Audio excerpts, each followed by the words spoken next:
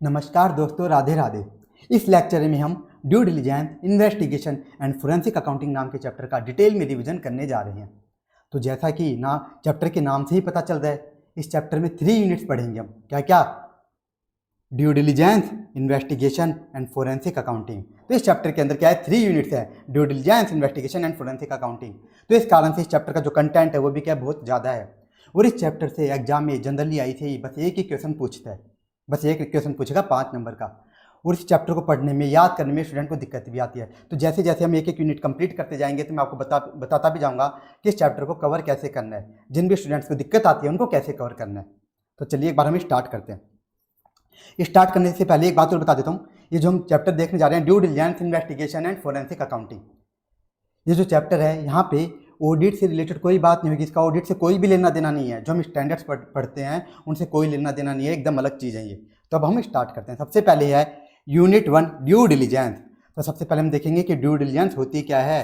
सबसे पहले तो हमें यही समझना होगा। तो ये होती क्या है, देखो, it is a investigation into the details of potential investment. तो ड्यू डिलिजेंस का मतलब क्या है, ये इन्वेस्टिगेशन करना कि जो हम इन्वेस्टमेंट करने जा रहे हैं वो हमारे लिए फ़ायदेमंद होगी या फिर नहीं। ऐसा तो नहीं कि इन्वेस्टमेंट करने से हमें नुकसान हो जाएगा। बस ये इन्वेस्टिगेशन करना कि जो हम इन्वेस्टमेंट करने जा रहे हैं वो हमारे लिए फ़ायदेमंद होगी कि नहीं, बस। तो यही क्या होती है, ड्यू डिलिजेंस। इसे ही बोला जाता है ड्यू डिलिजेंस। अब देखो क्या बताया, ड्यू डिलिजेंस क्या है, ये क्या है, एक प्रूडेंस एक्टिविटी है जो कि कौन करता है, एक प्रूडेंट पर्सन करता है। इसका मतलब क्या हुआ, ड्यू डिलिजेंस क्या है, एक समझदारी वाला काम है जो कि कौन करता है, एक समझदार व्यक्ति ही करता है। अब आप बताओ, ये चेक करना कि मैं जो इन्वेस्टमेंट करने जा रहा हूँ, वो मेरे लिए फायदेमंद होगी कि नहीं। ऐसा तो नहीं कि मैं जहाँ पे इन्वेस्टमेंट करूंगा मेरा पैसा डूब जाएगा।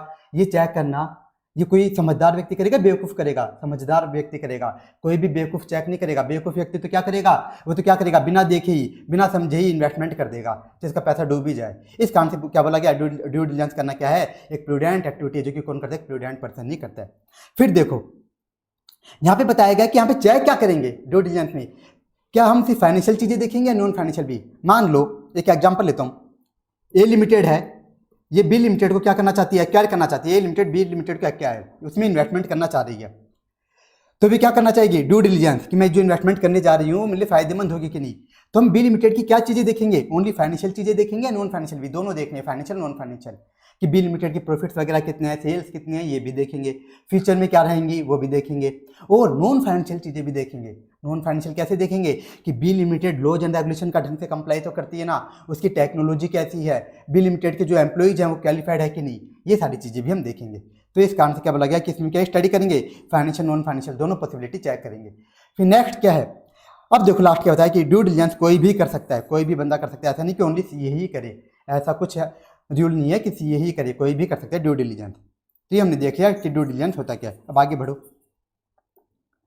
एरियाज ऑफ ड्यू डिलिजेंस, कि ड्यू डिलिजेंस जनरली कहाँ करी जाती है। वैसे कई जगह करी जा सकती है। आईसीए ने कुछ 3 एरियाज बताए हैं जहाँ पे जनरली ड्यू डिलिजेंस की जाती है। सबसे पहला बिजनेस एक्विजिशन, कि अगर हम किसी बिजनेस को एक्वायर करने जा रहे हैं, जैसे मैंने एग्जांपल लिया, ए लिमिटेड बी लिमिटेड को एक्वायर करना चाहती है, तो वो ड्यू डिलिजेंस करवा सकती है उस टारगेट कंपनी का। तो बिजनेस एक्विजिशन के केस में, मर्जर वगैरह हो रहा है उस केस में। दूसरा है वेंचर कैपिटल फाइनेंसिंग। ये तो आप जानते भी हो कि जो वेंचर कैपिटलिस्ट होते हैं वो क्या करते हैं, जो भी स्टार्टअप कंपनीज होती है उनमें पैसा लगाते हैं। तो बताओ वो ब्लाइंडली पैसा लगा देते क्या, आंख मूंद करके? नहीं, वो क्या देखते हैं, उनकी फ्यूचर पोटेंशियल क्या है, उन स्टार्टअप कंपनी की फ्यूचर पोटेंशियल क्या है, वो चेक करते हैं। तो इस तरह से वेंचर कैपिटल फाइनेंसिंग के केस में भी ड्यू डिलिजेंस होती है। और पब्लिक ऑफरिंग्स, एंटिटी क्या करे, अपनी शेयर सिक्योरिटीज इश्यू कर रही है। मान लो ये कंपनी अपनी शेयर्स वगैरह इश्यू कर रही है, बहुत शेयर्स इश्यू कर रही है। अब मिस्टर ए को क्या करना है, in large number of shares purchase करने हैं, इस कंपनी के क्या करना है, लार्ज नंबर ऑफ शेयर्स में इन्वेस्टमेंट करना है, बहुत सारे शेयर्स में इन्वेस्टमेंट करना है। तो क्या मिस्टर ए बताओ बिना देखे, बिना चेक करे ही पैसा लगा देगा, या क्या करेगा, वो ड्यू डिलिजेंस करेगा। क्या करेगा, ड्यू डिलिजेंस। अगर मान लो मिस्टर ए क्या करता है, बिना देखे ही ब्लाइंडली पैसा लगाता है, तो क्या कहलाएगा, बेवकूफ़ आदमी, वो समझदार आदमी नहीं कहलाएगा। तो इस कारण से ड्यू डिलिजेंस कहाँ हो सकती है, पब्लिक ऑफरिंग में भी हो सकती है। तो ये ड्यू डिलिजेंस क्या है, ये कोई मैंडेटरी चीज़ नहीं है कि करवानी हो गया, ऐसा कुछ नहीं है। यहाँ पे क्या बताया गया कि एक तो ये समझदारी वाला काम है जो समझदार व्यक्ति करता है, बस कोई मैंडेटरी नहीं है ये करवाना ऐसा। तो ये हमने देख लिया एरियाज ऑफ ड्यू डिलिजेंस। अब आ जाओ नेक्स्ट टॉपिक, एकदम ईजी था, कि ऑडिट और ड्यू डिलिजेंस में क्या अंतर है, क्या डिफरेंस है। तो ऐसे ने कुछ भी नहीं बताया, यहाँ पे दोनों की डेफिनेशन लिख दी, ड्यू डिलिजेंस की डेफिनेशन लिख दी। क्या बताओ ड्यू डिलिजेंस, ये इन्वेस्टिगेशन करना कि हम जो इन्वेस्टमेंट करने जा रहे हैं फायदेमंद है कि नहीं। बस ये लिखा है, एग्जामिनेशन ऑफ पोटेंशियल इन्वेस्टमेंट, जिसमें हम फाइनेंशियल और नॉन फाइनेंशियल दोनों रिकॉर्ड चेक करते हैं, फाइनेंशियल नॉन फाइनेंशियल दोनों पॉसिबिलिटी चेक करते हैं। ऑडिट क्या है बताओ, ऑडिट हम पढ़ते आ रहे हैं क्या है, ऑडिटर क्या करता है, यूजर्स को रीजनेबल एश्योरेंस देता है, उसमें क्या करता है, यूजर्स को रीजनेबल एश्योरेंस देता है कि जो फाइनेंशियल स्टेटमेंट है वो ट्रू एंड फेयर है कि नहीं, ऐसे तो नहीं कि उनके मैटेरियल मिस स्टेटमेंट हो, कि जो फाइनेंशियल स्टेटमेंट है वो ट्रू एंड फेयर है कि नहीं, वो मैटेरियल मिस स्टेटमेंट से फ्री है कि नहीं। तो वही बात लिखी है, फाइनेंशियल स्टेटमेंट पे अपना ओपिनियन देना, ये ऑडिट का काम है। तो ये भी हो गया सिंपल सा है, दोनों की डेफिनेशन लिख दी। अब आ जाओ next topic, importance of due diligence. इसमें हम क्या सीखेंगे, there are many reasons for carrying out the due diligence, कि ड्यू डिलिजेंस करी क्यों जाती है, ये जो ड्यू डिलिजेंस है क्यों करी जाती है, इसके रीजन्स क्या है। आप बोलोगे सर भी तो पढ़ा है हमने, ये देखने के लिए, ये इन्वेस्टिगेशन करने के लिए कि हम जो इन्वेस्टमेंट करने जा रहे हैं वो फायदेमंद है कि नहीं, इसलिए करी जा रही है। लेकिन उसी बात को यहाँ पे डिटेल में बता दिया गया, उसी बात को, वो भी एकदम ऐसे नहीं कि बहुत ज़्यादा काम के पॉइंट लिखे हैं, एक ही चीज़ लिखी है, वो भी अलग अलग डेफिनेशन में, अलग अलग वर्डिंग में लिख दी। क्या लिखा है, सबसे पहला इंपॉर्टेंस क्या है ड्यू डिलिजेंस की, क्यों कराई जाती है, to confirm that business is what it appears to be, ये देखने के लिए कि बिजनेस, जिस बिजनेस को मैं क्या करने जा रहे हैं, जो टारगेट कंपनी जो मैं ऊपर ऊपर से दिख रही है, ऊपर ऊपर से जैसे दिख रही है एक्चुअल में भी वैसी ही है ना, ऊपर ऊपर से जैसे दिख रही है एक्चुअल में भी वैसी है ना, कि मान लो ऊपर ऊपर से देखने में तो लग रहा है टारगेट कंपनी की सेल्स बहुत अच्छी है, उसका टर्नओवर बहुत अच्छा है, उसकी एसेट्स बहुत अच्छी है, उसके एम्प्लॉयज बहुत अच्छा ऊपर से देखने में लग रहा है, लेकिन ड्यू डिलिजेंस करेंगे तो एक्चुअल पोजीशन पता लग जाएगी। क्या पता जो टारगेट कंपनी है जिसको मैं क्या करने जा रहे हैं उसने फेक सेल्स दिखा रखी हो, फेक एसेट्स दिखा रखी हो, अपने एसेट्स को और वैल्यू कर रखा हो, ऐसा हो सकता है। तो ये किससे पता लगा पाएंगे, हम ये बात पता कैसे लगा पाएंगे, चेक कैसे कर पाएंगे, जब हम ड्यू डिलिजेंस करवाएंगे तभी पता लगेगी। अगला क्या है, to identify the deal killer defects. देखो नाम से क्या पता चलता है, ऐसे डिफेक्ट्स जिनसे डील ही कैंसिल हो जाए। मान लो ड्यू डिलिजेंस किया, टारगेट कंपनी का ड्यू डिलिजेंस किया, तो इससे क्या पता लग गया कि जो टारगेट कंपनी है ना उसकी सेल्स वगैरह सब बढ़िया है, लेकिन वो लॉज एंड रेगुलेशन का कंप्लायंस ही नहीं करती, मेजर लॉज एंड रेगुलेशन का कंप्लायंस ही नहीं करती। तो ऐसी बताओ, ऐसे टारगेट कंपनी में हम इन्वेस्ट करेंगे क्या, बिल्कुल भी नहीं करेंगे, क्योंकि इस पर कभी भी भयंकर रूप से फाइन्स और पेनल्टीज लग सकते हैं, कभी भी एंटिटी बंद हो सकती है, इस कारण से। तो ये देखेंगे डील क्लियर डिफेक्ट्स है क्या। अगला क्यों करते हैं ड्यू डिलिजेंस, ये होता है useful for valuing assets and liabilities, इसको हम आगे डिटेल में देखेंगे भी। अब देखो ये जो टारगेट कंपनी है, जैसे अपने एग्जाम्पल में एक है ए लिमिटेड और एक है बी लिमिटेड। बी लिमिटेड कौन है, टारगेट कंपनी। ए लिमिटेड क्या करना चाहती है, बी लिमिटेड को एक्वायर करना चाहती है, ठीक है। तो बी लिमिटेड क्या हुई, टारगेट कंपनी। अब बताओ बी लिमिटेड क्या कर रही है, एक तरह से खुद को बेच रही है, खुद को बेच रही है। अब बताओ जब हम कुछ कोई सामान बेचते हैं तो हम क्या करते हैं, जो भी हम सामान बेच रहे हैं उसकी अच्छी चीज़ें तो बताते हैं लेकिन बुरी चीज़ों को छुपाते हैं, ये तो करते हैं। तो बी लिमिटेड भी क्या करिए, अपने आप को बेच रही है, तो क्या करेगी, ये अपनी क्या करेगी, अच्छी चीज़ें मतलब एसेट्स को तो क्या करेगी, बढ़ा के दिखाना चाहेगी, और जो लायबिलिटी होगी यानी बुरी चीज़ उसको क्या करेगी, छुपाना चाहेगी।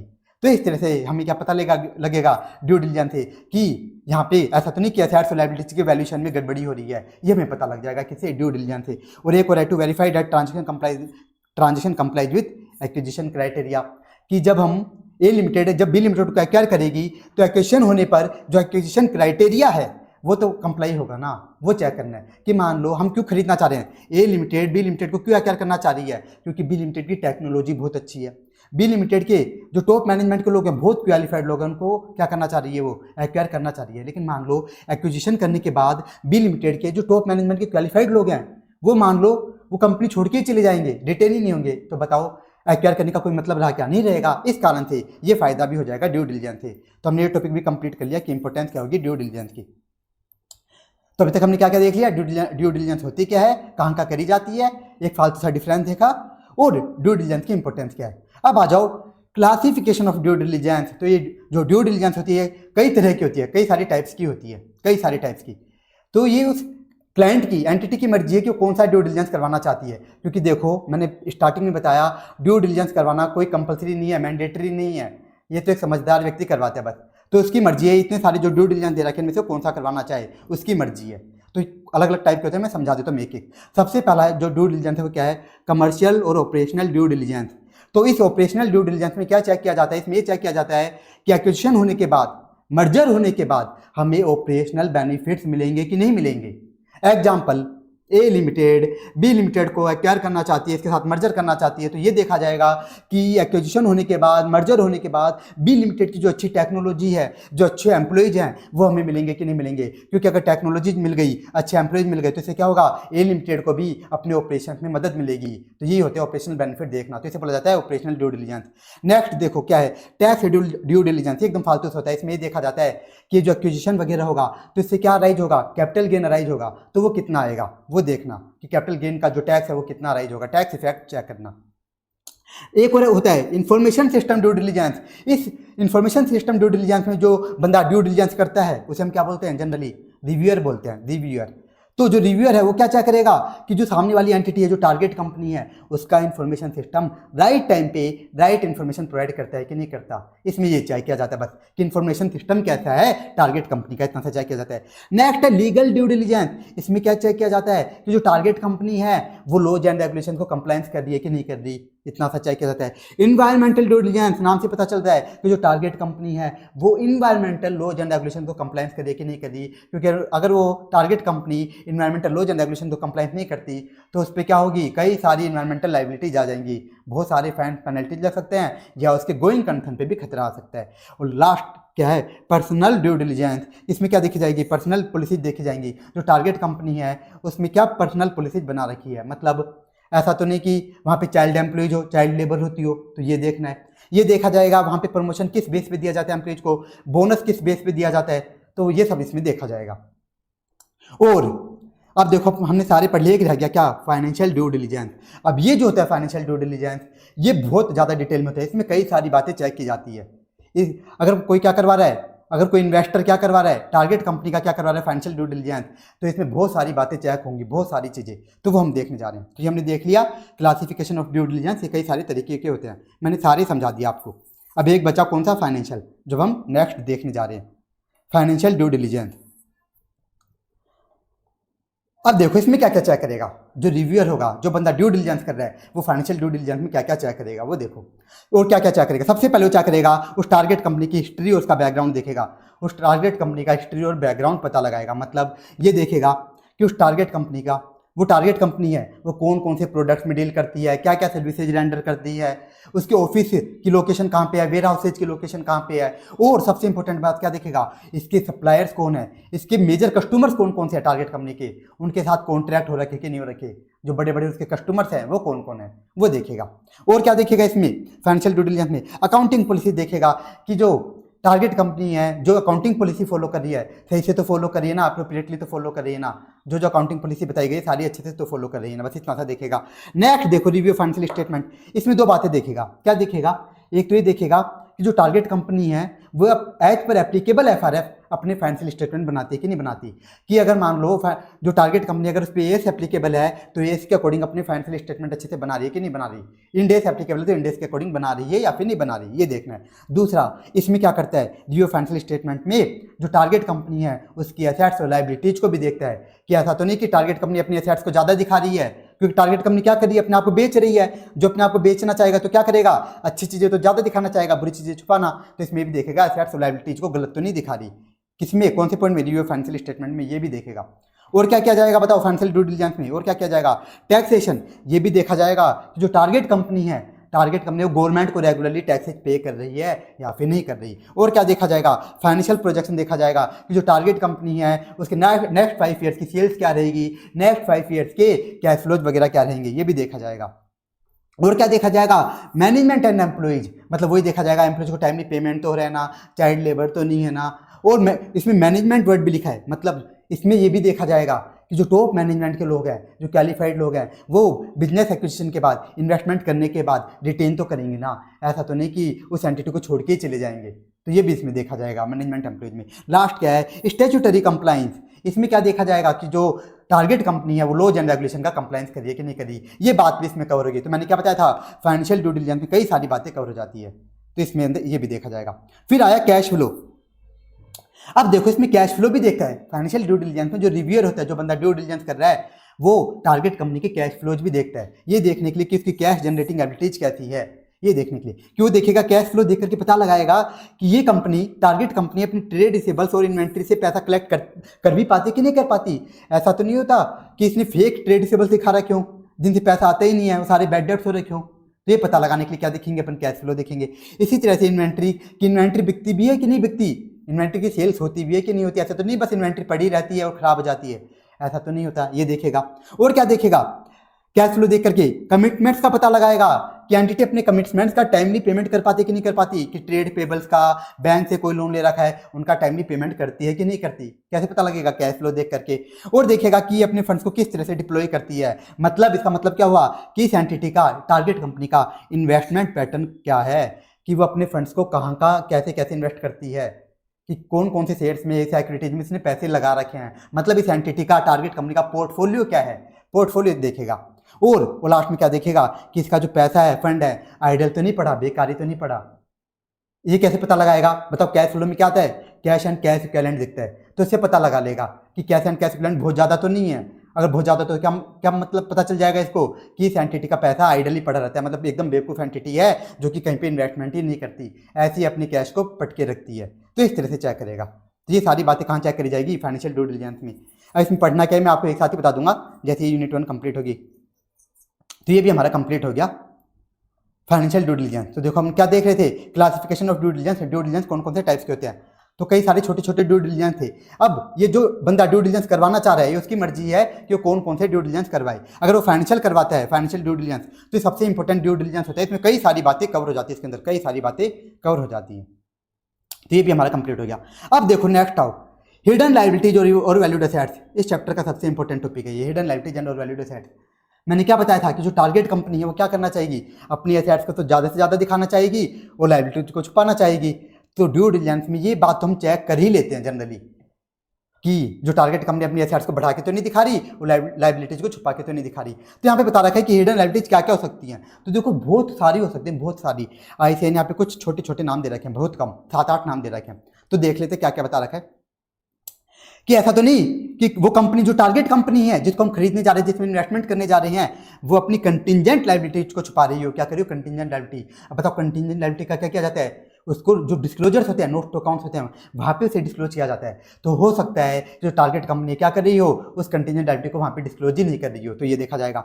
और क्या कर सकती है कि जो टारगेट कंपनी है वो क्या कर रही हो, वो इन्वेस्टर से अपनी टैक्स लायबिलिटी छुपा रही हो, डायरेक्ट टैक्स के अंदर जो लायबिलिटी बन रही है, इनडायरेक्ट टैक्स में जो लायबिलिटी बन रही है उनको छुपा रही हो। और क्या हो सकता है कि जो टारगेट कंपनी हो क्या कर रही हो, अपने पेंडिंग असेसमेंट, कि उस पर जो भी असेसमेंट चल रहे हैं डायरेक्ट टैक्स के अंदर या इनडायरेक्ट टैक्स के अंदर, जो टैक्स अथॉरिटीज आप जानते भी होंगे, अगर आपने DT और IDT सब्जेक्ट पढ़ रखा है, तो टैक्स अथॉरिटीज क्या करती है, किसी एंटिटी का कई बार असेसमेंट कर लेती हैं, तो वो पेंडिंग चल रहे हैं तो उनको भी छुपा सकती है। क्यों, असेसमेंट में कई बार उस एंटिटी पर लायबिलिटी अराइज हो जाती है, तो ये भी छुपा सकती हैं। और लीज लायबिलिटीज, कि ऐसा तो नहीं कि वो अपनी लीज लायबिलिटी छुपा रही है, जो टारगेट कंपनी अपनी लीज लायबिलिटीज को छुपा रही है, कि भाई टारगेट कंपनी उसने मान लो कोई बड़ी बड़ी मशीनें, बहुत बड़ी बड़ी मशीनें, बिल्डिंग्स लीज पर ले रखी है, लीज पर ले रखी है, तो क्या करना पड़ेगा बताओ टारगेट कंपनी को, फ्यूचर में पेमेंट भी तो करना पड़ेगा, लीज पेमेंट्स। तो हो सकता है वो छुपा रही हो। इन्वायरमेंटल क्लेम्स हो सकते हैं छुपा रही हो, कि जो टारगेट कंपनी हो क्या कर रही है, इन्वायरमेंटल लॉज एंड रेगुलेशन को कंप्लायंस नहीं कर रही, तो इस पर इन्वायरमेंटल पेनल्टी जा सकती है या आ रखी है, उनको छुपा रही हो। लेबर क्लेम्स, कि जो टारगेट कंपनी उसके एम्प्लॉइज हैं वो बेचारे दुखी हैं, उनको पैसे नहीं देती टारगेट कंपनी, तो हो सकता है उनको छुपा रही हो। तो ये सारी बातें वो छुपा सकती है। तो ये हिडन लायबिलिटीज और वैल्यूड एसेट्स। अब बताओ टारगेट कंपनी लेकिन क्या करना चाहेगी, लायबिलिटीज को तो छुपाना चाहेगी, तो वो क्या करेगा, जो बंदा ड्यू डिलिजेंस कर रहा है उनको फाइंड करेगा कि ऐसा तो वो नहीं कर रही। इसी तरह से टारगेट कंपनी क्या करना चाहेगी, अपनी एसेट्स को बढ़ा के दिखाना चाहेगी। तो यहाँ पे हम क्या देखेंगे कि अपनी एसेट्स को बढ़ा के तो नहीं दिखा रखी। क्या क्या हो सकता है यहाँ पे, हो सकता है कि अनकलेक्टेबल रिसीवेबल्स, कि टारगेट कंपनी क्या कर रही हो, अपनी बैलेंस शीट में बहुत सारे ट्रेड रिसीवेबल दिखा रखी हो, लेकिन ड्यू डिलिजेंस करने से हमें पता लग सकता है कि वास्तव में वो ट्रेड रिसीवेबल असली हैं या फिर फेक है। कि ऐसा तो नहीं कि वो ट्रेड रिसीवेबल ज़्यादातर बैड डेब्ट्स हो गए, लेकिन फिर भी एंटिटी क्या कर रही है, अपनी एसेट्स को अच्छा दिखाने के लिए, पोजीशन को अच्छा दिखाने के लिए उनको दिखाई जा रही है। दूसरा क्या हो सकता है कि उस टारगेट कंपनी की इन्वेंट्री, प्लांट मशीनरी क्या हो गई हो, ऑब्सोलीट हो गई हो, खराब हो गई हो, इन्वेंट्री या प्लांट मशीनरी, फिर भी वो क्या कर रही हो टारगेट कंपनी, अपनी पोजीशन अच्छी दिखाने के लिए इन्वेंट्री प्लांट मशीनरी दिखाई जा रही हो, कहाँ पे, बैलेंस शीट में। और क्या हो सकता है कि उस टारगेट कंपनी की एसेट्स पे लिटिगेशन चल रहा हो, केस चल रहा हो, और फिर भी वो क्या कर रही हो, उस लिटिगेटेड एसेट्स को भी कहाँ दिखा रही हो, अपनी बैलेंस शीट में दिखा रही हो। तो ये भी क्या हो गई, और वैल्यूड एसेट्स। और क्या हो सकता है कि वो टारगेट कंपनी क्या कर रही हो, उसकी ऐसी इन्वेस्टमेंट जिसकी रिलाइजेबल वैल्यू मतलब फेयर वैल्यू, मार्केट वैल्यू क्या, वो मान लो 2 करोड़ है, और उसकी कॉस्ट है कितनी, 4 करोड़। उसकी रिलाइजेबल वैल्यू क्या है, 2 करोड़, कॉस्ट क्या है कितनी, 4 करोड़। तो बताओ किस पे दिखाना चाहिए, ओनली 2 करोड़ पे दिखाना चाहिए। लेकिन ये टारगेट कंपनी अच्छी पोजीशन दिखाने के लिए, टारगेट कंपनी अपनी अच्छी पोजीशन दिखाने के लिए क्या कर रही हो, अपनी इन्वेस्टमेंट को मान लो कॉस्ट पे दिखा रही हो। तो ऐसा हो सकता है। तो ये भी किसको चेक करना है, उस रिव्यूअर को चेक करना है। हो सकता है इंटेंजिबल्स, जिनकी कोई वैल्यू ना हो, कि क्या करियो जो सामने वाली टारगेट कंपनी है वो क्या करियो अपनी बैलेंस शीट में ऐसी इंटेंजिबल एसेट्स दिखा रही हो जिनकी जीरो वैल्यू है, कोई वैल्यू नहीं है, लेकिन अपनी अच्छी पोजीशन दिखाने के लिए क्या कर रही हो, ऐसी इंटेंजिबल एसेट्स दिखा रही हो। तो ये भी हो सकता है। तो ये भी हमारा कंप्लीट हुआ। एक बार मैं इनका मेमोरेड बना देता हूँ आपको, बस इनके बनाने, आपको और किसी के नहीं बनाने। हिडन लायबिलिटीज और वैल्यूड एसेट्स का बनाना चाहो तो बना लो। हिडन लायबिलिटीज प्लान 8, पी से क्या हो गया pending sales tax assessment, L से labour claims lease liabilities, A से agreement to buy back shares, N से कि अपनी कंटेंट लायबिलिटी नहीं शो कर रहे, ई से एनवायरमेंटल क्लेम्स और टी से टैक्स लायबिलिटीज। ये बन गया प्लान 8। और वैल्यूड एसेट्स इसका बना हुआ आप यू लियो, यू से अनकलेक्टेबल रिसीबल्स, एल से लिटिगेटेड एसेट्स, आई से इंटेंजिबल्स ऑफ नो वैल्यू और ओ से ऑब्सोलीट इन्वेंट्री और ऑब्सोलीट प्लांट एंड मशीनरी। तो ये देखो ये टॉपिक क्या है, इंपॉर्टेंट है, इनमें आप 5 पॉइंट याद कर सकते हो। हिडन लायबिलिटीज और वैल्यूड एसेट्स में 4 से 5 पॉइंट याद कर लेना, अगर 5 ना हो तो 4 तो करना ही। तो ये हो गया कंप्लीट। नेक्स्ट देखो फालतू से work approach to due diligence and how to conduct due diligence. यहाँ पे हम सीखेंगे, देखो अभी तक हमने क्या सीखा कि ड्यू डिलिजेंस में करना क्या क्या है, कौन कौन से टाइप्स की होती है। अब हम ये सीखेंगे कैसे करते हैं ड्यू डिलिजेंस, कैसे करते हैं, किन बातों का ध्यान रखना है, कैसे करते हैं किन बातों का ध्यान। तो देखो work approach to due diligence क्या करेंगे, रिव्यू करने financial submitted by target company. तो जो बंदा ड्यू डिलिजेंस कर रहा है, जो रिव्यूअर है, उसे क्या करना है, सबसे पहले तो जो टारगेट कंपनी ने फाइनेंशियल स्टेटमेंट सबमिट किया है, सबसे पहले तो उनको ऊपर से रिव्यू करना है, ऊपर से रिव्यू। जैसे वो काम हो गया क्या कर सकता है, फिर जैसे क्या कर लेता है फाइनेंशियल स्टेटमेंट के, टारगेट कंपनी के फाइनेंशियल स्टेटमेंट को ऊपर से रिव्यू कर लेता है, उसके बाद वो क्या करेगा, टारगेट कंपनी को साइट विजिट करेगा, एक्चुअल में वहाँ पे चला जाएगा, एक्चुअल में वहाँ पे जाके चेकिंग करेगा, और जैसे भी साइट विजिट कर ली, उसने सारे काम कर लिए, तो लास्ट में क्या करेगा, देखो क्या करेगा, working with investor bye defining की एरियाज। क्या करेगा ये जो इन्वेस्टर है, जो बंदा ए लिमिटेड, हमारे एग्जाम में क्या थी, एक ए लिमिटेड एक बी लिमिटेड, तो ए लिमिटेड क्या थी, बी लिमिटेड क्या थी, बी लिमिटेड थी टारगेट कंपनी, ए लिमिटेड कौन था, इन्वेस्टर। ए लिमिटेड क्या करना चाह रहा था, बी लिमिटेड को एक्वायर करना चाह रहा था।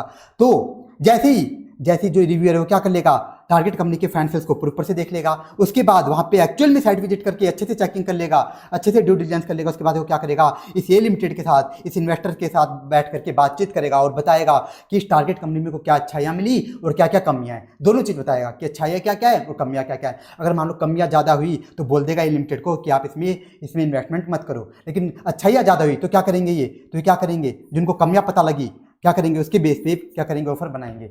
तो क्या करेंगे, जैसे इनको पता लगा कि अच्छाइयाँ क्या है और कमियाँ क्या है, और इन्हें पता लगा कि अच्छाइयाँ ज़्यादा और कमियाँ बहुत खतरनाक वाली नहीं है, मतलब आराम से हम इनको झेल लेंगे, इतनी कमियाँ बस कि बी लिमिटेड में ज़्यादा कमियाँ नहीं है। लेकिन ये क्या करेंगे, जैसे ये क्या करेंगे, ऑफर बना रहे हैं, उस टाइम पे बार्गेनिंग करते वक्त क्या करेंगे, बार्गेनिंग करेंगे बी लिमिटेड से, बी लिमिटेड के सामने कमियाँ रखेंगे, उसकी देख तेरे में ये कमियाँ हैं तो हम तेरे को इतना ही पैसा देंगे, इस तरह से बार्गेनिंग करने में यूज़ करेंगे। तो इस तरह से करेंगे काम, और क्या करेगा, तो इस तरह से काम होगा। अब इसे काम कैसे करना है, ओपन माइंड से काम करना है, बेस्ट टीम ले जानी है। देखो एकदम फालतू बात है, ओपन माइंड से काम करना है, जब ड्यू डिलिजेंस करने जाए तो अपनी बेस्ट टीम ले जानी है। और क्या करना है, जो टारगेट कंपनी है उसके कस्टमर सप्लायर्स वगैरह इनसे बात करनी होगी, मतलब जब वो टारगेट कंपनी के यहाँ पे साइट विजिट करेगा ना, कौन, रिव्यूअर, तो क्या करेगा, उस टारगेट कंपनी के कस्टमर सप्लायर वगैरह सभी से बात करेगा, और लास्ट में क्या कर देगा, लास्ट में अपनी रिपोर्ट बना देगा। तो ये टॉपिक भी कंप्लीट हुआ, फालतू सा टॉपिक है। अब आ जाए इसका लास्ट टॉपिक, ड्यू डिलिजेंस का contents of due diligence report. बताओ लास्ट में क्या करता है रिव्यूअर, जो ड्यू डिलिजेंस कर रहा है वो क्या करता है, रिपोर्ट बनाता है। तो रिपोर्ट में क्या क्या डालेगा, तो रिपोर्ट में बहुत सारी बातें आएंगी, यहाँ पे इन्होंने कुछ एग्जांपल दिए हैं। एक तो डालेगा इंट्रोडक्शन में बताएगा कि किस एंटिटी ने ड्यू डिलिजेंस करवाया, किस एंटिटी का मैंने ड्यू डिलिजेंस किया, ये बताएगा। समरी बताएगा, जो भी इसने ड्यू डिलिजेंस में काम किया उसकी पूरी समरी।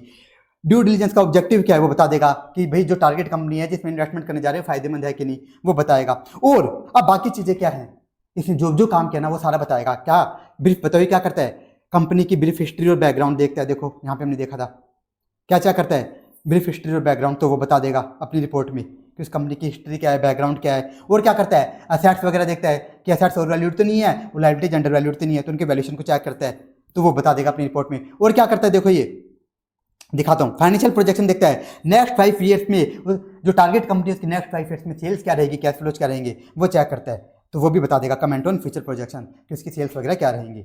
और एक और है स्वोट एनालिसिस, तो ये क्या है, ये आप जानते हो, strength, weakness, opportunity and threat analysis. तो पूरा का पूरा ड्यू डिलिजेंस ही क्या है, स्वोट एनालिसिस ही तो है। इसमें बताओ रिव्यूअर कर क्या रहा है, ये तो बता के दे रहा है कि आपकी क्या क्या कमियां हैं, क्या उसमें स्ट्रेंथ है, ये सारी चीज़ें तो बता के दे रहा है। तो ये भी हमारा कंप्लीट हुआ। इसका अगर निमोनिक बनाना चाहिए, टॉपिक भी थोड़ा सा इंपॉर्टेंट है, तो इसका बनाना चाहते हो बना सकते हो CA बोस।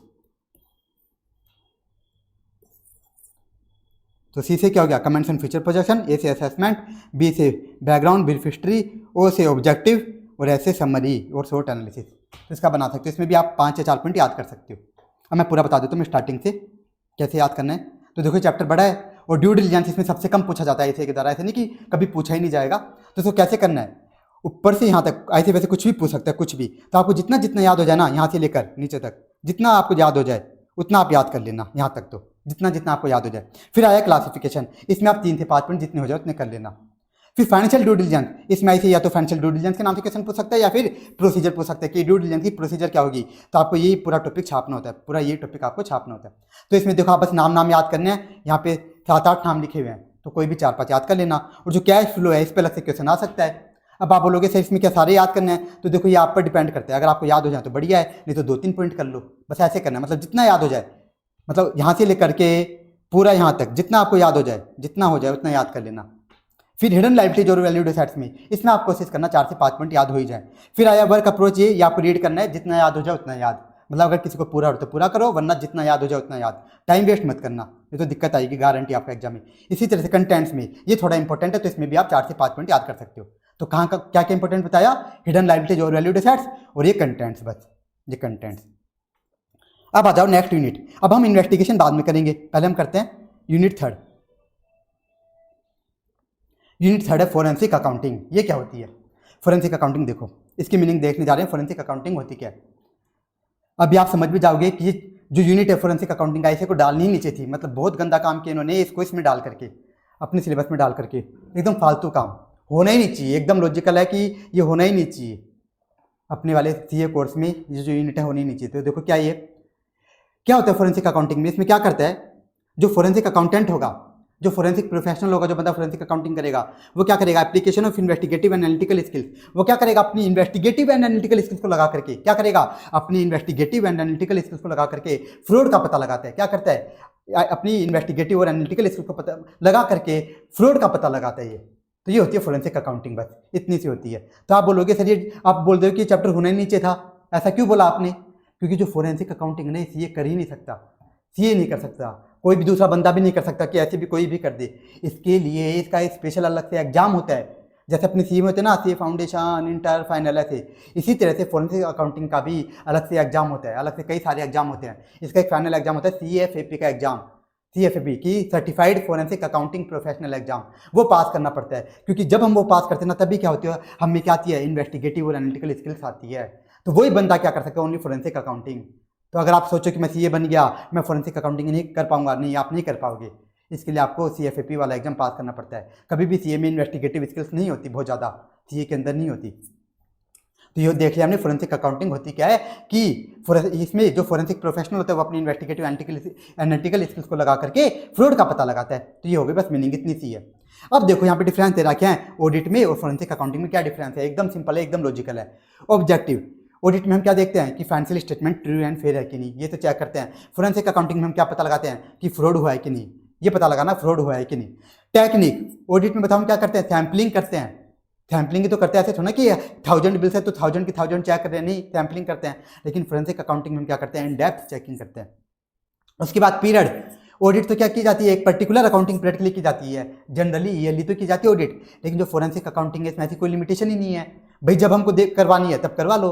जब भी किसी एंटिटी को फोरेंसिक अकाउंटिंग करवा सकता है, जब भी मन करे। फिर नेक्स्ट क्या है, वेरिफिकेशन ऑफ स्टॉक एक्स्ट्रा, कि ऑडिटर कोई भी आइटम होता है फाइनेंशियल स्टेटमेंट में, कोई भी आइटम आ रहा है उसका वेरिफिकेशन कैसे करता है, खुद तो वेरीफाई करता ही करता है, साथ ही साथ क्या करता है बताओ, रिटर्न रिप्रेजेंटेशन भी लेता है, मैनेजमेंट से भी रिप्रेजेंटेशन लेता है, ये भी तो करता है ना ऑडिटर। लेकिन फोरेंसिक अकाउंटिंग में ऐसा कुछ नहीं है, कोई भी रिटर्न रिप्रेजेंटेशन वगैरह नहीं की जाती। ओनली वो क्या करता है, वो इंडिपेंडेंट वेरिफिकेशन ही करता है, ओनली इंडिपेंडेंट वेरिफिकेशन करता है। उसके बाद of balance sheet items, audit में बताओ ऑफ बैलेंस शीट आइटम्स का मतलब क्या है। पहले कंटिजेंट लायबिलिटी, ऑडिट में हम क्या चेक करते हैं कि जो कंटिजेंट लायबिलिटी का डिस्क्लोजर दिया गया है वो सही से तो दिया गया है ना, जो अमाउंट दिया गया है वो सब कुछ सही तो है ना। लेकिन फोरेंसिक अकाउंटिंग में हम क्या देखते हैं, फोरेंसिक अकाउंटिंग में हम कंटिजेंट लायबिलिटी देख करके पता लगाते हैं कि एंटिटी पे केस क्या चल रहा है, और जो केस चल रहा है उसमें क्या क्या गड़बड़ी हुई है, उसमें क्या फ्रॉड हुआ, उसमें एंटिटी की क्या गलती है, ये पता लगाते हैं किसमें, फोरेंसिक अकाउंटिंग में। एडवर्स फाइंडिंग इफ एनी, तो ऑडिट में अगर मान लो गड़बड़ियाँ मिलती है तो हम क्या करते हैं, मॉडिफाइड ओपिनियन देते हैं, क्वालिफाइड, एडवर्स वगैरह, ये तो करते हैं ऑडिट में। लेकिन फोरेंसिक अकाउंटिंग में हम क्या करेंगे, यहाँ पे कोई ओपिनियन नहीं देंगे, यहाँ पे हम क्या बताएंगे, फ्रॉड इम्पैक्ट, कि कितना फ्रॉड हुआ, उस फ्रॉड से कितना नुकसान हुआ ये बताएंगे। और आइडेंटिफिकेशन ऑफ परपिट्रेटर, मतलब जिस बंदे ने फ्रॉड किया उसका भी पता लगाएंगे कि किस बंदे ने फ्रॉड किया। ये दो काम करेंगे कि फ्रॉड से कितना नुकसान हुआ, किस बंदे ने फ्रॉड किया, ये पता लगाएंगे। तो ये भी हमारा कंप्लीट हुआ। इसका मैं आपको निमोनिक बना देता हूँ।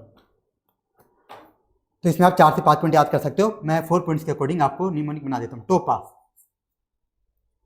टी से टेक्निक, ओ से ऑब्जेक्टिव, पी से पीरियड और ए से एडवर्स फाइंडिंग। तो इसमें जो हेडिंग हेडिंग अच्छे से याद करनी है, अंदर का रीड करना है, पढ़ते ही याद हो जाएगा अंदर का। तो ये हमारा कंप्लीट हो गया डिफरेंस।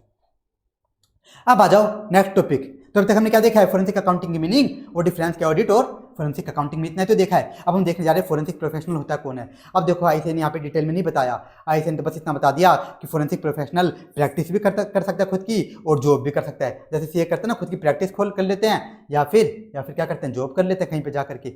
ऐसे ही बताया कि फोरेंसिक प्रोफेशनल भी खुद की प्रैक्टिस कर सकता है, कहीं पर जाके किसी ऑर्गेनाइजेशन में जॉब कर सकता है। जॉब वाले का एक एग्जाम्पल ले लेता हूँ कि सर जॉब कैसे करेगा। जैसे इंश्योरेंस कंपनी है, इंश्योरेंस कंपनी में क्या होता है, लोग आते हैं इंश्योरेंस कंपनी के पास, वो क्लेम मांगते हैं कि हमें 5 करोड़ का रुपये दो, हमें 5 करोड़ का क्लेम दो, कि हमारे 5 करोड़ का नुकसान हो गया, हमने क्या कराई थी, पॉलिसी कराई थी, तो हमें 5 करोड़ रुपये दो। तो ऐसे क्लेम मांग लेते हैं। तो बताओ क्या इंश्योरेंस कंपनी ऐसे किसी के मांगते रुपये दे देती है बिना चेक करे? नहीं, पूरी चेकिंग करती है।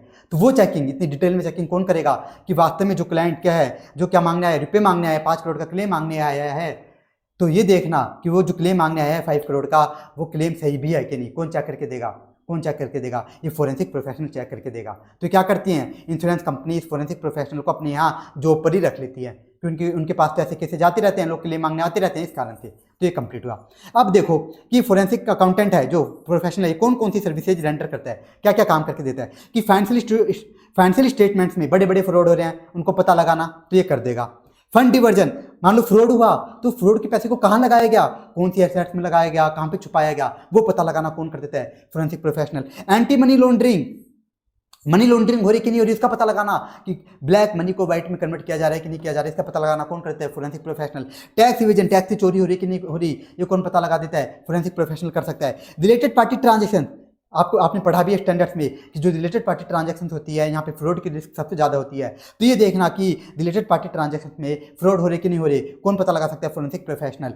और क्या है, estimation of loss and damage, कि जो फ्रॉड हुआ उससे कितना नुकसान हुआ, ये पता लगाना। या फिर वही इंश्योरेंस कंपनी वाली बात कि इंश्योरेंस कंपनी के पास कोई थर्ड पार्टी है, उन्होंने बोला हमको 5 करोड़ रुपये दो, हमें 5 करोड़ का डैमेजेस हुआ है, तो ये पता लगाना कि वास्तव में 5 करोड़ का डैमेजेस हुआ है कि नहीं हुआ, ये पता लगाना, एस्टिमेट करना कि वास्तव में कितना डैमेजेस हुआ है, ये कौन कर देता है, ये सारा कौन करता है, फोरेंसिक प्रोफेशनल। और है last suspicious transaction under IBC, insolvency and bankruptcy code. ये आप कहाँ पढ़ते हो, इंसॉल्वेंसी एंड बैंक्रप्सी कोड कहाँ पढ़ते हो, लॉ सब्जेक्ट में।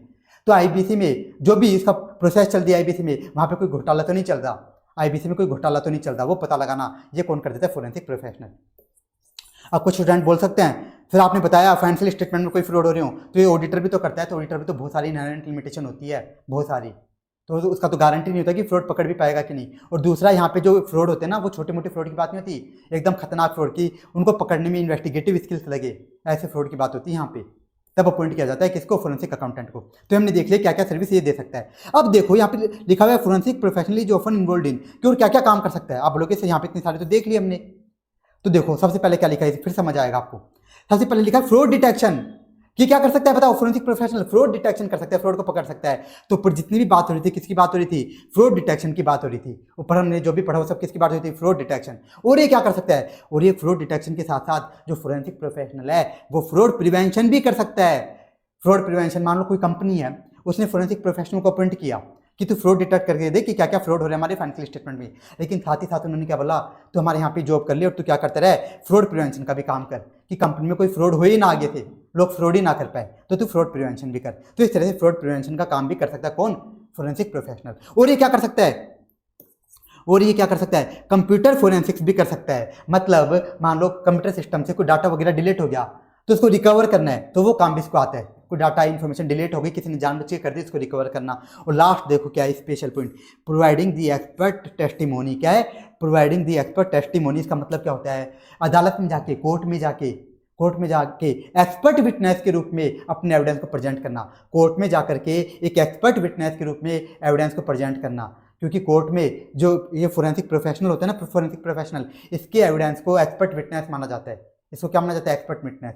तो वो प्रेजेंट करना भी क्या होता है? इसका काम होता है, प्रोवाइडिंग एक्सपर्ट टेस्टिमनी। तो ये भी हमारा कंप्लीट हुआ। ये लाइन तो फालतू सीधी रीड करने की। सर्विस स्टैंडर्ड, इसका मैं आपको बना देता हूँ निमोनिक। फास्टर, इसका निमोनिक है फास्टर। एफ से financial statement manipulation, fund diversion, A से एंटी मनी लॉन्ड्रिंग, एस से सस्पिशियस ट्रांजेक्शन, टी से टैक्स इवेजन, ई से एस्टिमेशन ऑफ लॉस डैमेज और आर से रिलेटेड पार्टी ट्रांजेक्शन। फिर ये जो 4 पॉइंट है आपको याद करने हैं, बस जो हेडिंग है अंदर का रीड करना है, बस अंदर का रीड कर लेना, याद नहीं करना। तो ये भी कंप्लीट हो गया। तो देखो अभी तक हमने क्या क्या सीखा कि फोरेंसिक अकाउंटिंग होती क्या है, फिर फालतू से डिफरेंस देखे, फिर देखे कि फोरेंसिक जो अकाउंटेंट है, फोरेंसिक प्रोफेशनल, वो क्या क्या काम कर सकता है, वो हमने देखा। क्या क्या काम करता है, क्या क्या काम कर सकता है, ये हमने देख लिया। लेकिन ये काम करेगा कैसे, इसकी प्रोसेस क्या होगी, इसकी स्टेप्स क्या होगी, वो हम देखने जा रहे हैं। एकदम सिंपल सी स्टेप से देखते जाओ। अब सबसे पहला इनिशियलाइजेशन, सबसे पहले स्टेप 1, सबसे पहला काम क्या करेगा? इनिशियलाइजेशन। इसमें क्या करता है? उस क्लाइंट से मीटिंग करके, जिसने भी फोरेंसिक प्रोफेशनल को अपॉइंट किया है, उससे मीटिंग करता है। उससे मीटिंग करके पता लगाता है कि मुझे क्या क्या काम करना है। उससे मीटिंग करके पता लगाता है कि यहाँ पे क्या क्या इश्यूज हो रहे हैं और मेरा काम क्या क्या है, पूरा अपना काम पूछ लेता है। दूसरा स्टेप क्या होगा? दूसरे स्टेप में क्या करेगा? जैसे इसने पता लगा लिया कि मेरा काम क्या क्या होगा, अब ये प्लान बनाना स्टार्ट करेगा। प्लान कैसे बनाएगा? प्लान कैसे बनाएगा? जो क्लाइंट के साथ मीटिंग हुई, उस मीटिंग में जो भी इसको अंडरस्टैंडिंग मिली, उसके बेस पे प्लान बनाएगा। प्लान में क्या क्या बनाएगा कि भाई मैं कौन सी टीम ले जाऊं, कि मेरे को इतना सारा काम करना है। क्लाइंट ने कई सारे काम बताए होंगे, तो उसके लिए मैं कौन सी टीम ले जाऊं, कौन सी टीम बेस्ट रहेगी, मेरे को कितनी मेहनत कहाँ पे लगेगी, और क्लाइंट ने जो मुझे टाइम दिया है, मान लो क्लाइंट ने बोला 3 मंथ के अंदर काम कंप्लीट करके दे, तो 3 मंथ में कैसे काम कंप्लीट करूंगा, इस तरह से बस ये प्लान बनाएगा। फिर अब इसने क्या क्या कर लिया बताओ? क्लाइंट से मीटिंग कर ली, प्लान बना लिया, क्लाइंट से मीटिंग कर ली, प्लान बना लिया। अभी क्या करेगा? एविडेंस ऑब्टेन करेगा। अब एविडेंस कैसे होने चाहिए? सफिशिएंट एविडेंस होने चाहिए। अब लेकिन स्पेशल बात बताइए, जो टीम है वो क्या होनी चाहिए? वो भी एविडेंस कलेक्ट करने में क्या होनी चाहिए? स्किल्ड होनी चाहिए, मतलब उनमें भी क्या होनी चाहिए? गुणता होनी चाहिए कि वो भी एविडेंस को एकदम अच्छे से कलेक्ट कर सके। लेकिन अब आई सबसे मेन बात कि टीम को क्या करना है। जब एविडेंस कलेक्ट कर रहे हैं ना, तब एक स्पेशल बात है यहाँ पे कि क्या करना है टीम को? Team should keep a clear chain of custody of evidence. उन्हें क्या करना है? एविडेंस की क्लियर चेन ऑफ कस्टडी रखनी है। मतलब उनको पूरा क्या करना है? पूरा रिकॉर्ड रखना है एविडेंस का। कौन सा एविडेंस कलेक्ट हुआ, कौन सी डेट को कलेक्ट हुआ, कौन सी टीम के कौन से बंदे ने कलेक्ट किया, और उसका प्रॉपर स्टोरेज होना चाहिए एविडेंस का। ऐसे नहीं कि कोई भी बंदा जाकर उनमें चेंजेस कर दिया, ऐसा नहीं होना चाहिए। क्यों? अगर मान लो वहाँ पे क्लियर चेन ऑफ कस्टडी नहीं है, एविडेंस की नहीं होती, तो ये जो एविडेंस है ना, ये कोर्ट में, अदालत में इनएडमिसिबल हो जाएंगे। जो अदालत के लोग हैं, जो अदालत में माई लॉर्ड है, वो इनको इनएडमिट कर देगा, एविडेंस को इनएडमिट कर देगा, बोलेगा मैं आपकी एविडेंस नहीं मान रहा। इसलिए क्या रखनी पड़ेगी? Clear chain of custody. तो ये बहुत इंपॉर्टेंट बात है। तो एविडेंस भी हो गया। तो देखो इसने क्या क्या कर लिया? क्लाइंट से मीटिंग कर ली, फिर प्लान बना लिया। प्लान बनने के बाद ये क्या करने लग गया? एविडेंस ऑब्टेन करने लग गया। अब इसने एविडेंस भी ऑब्टेन कर लिए। अब ये क्या करेगा? जैसे ही इसने एविडेंस ऑब्टेन कर लिए, अब ये क्या करेगा? इन एविडेंसेज का एनालिसिस करेगा, इन एविडेंसेज का विश्लेषण करेगा, डिटेल में विश्लेषण करेगा। कैसे? सबसे पहले समराइज कर देगा, जितने भी इसने कई सारे एविडेंस कलेक्ट किए उनको समराइज कर देगा। समराइज करके पता लगाएगा, क्या करेगा? पता लगाएगा कितना इकोनॉमिक डैमेजेस हुआ, मतलब कितने फ्रॉड हुआ, कितने अमाउंट का फ्रॉड हुआ, फ्रॉड से कितना नुकसान हुआ, वो पता लगाएगा। अभी नुकसान कैसे पता लगाता है? 2 चीज करके। क्या?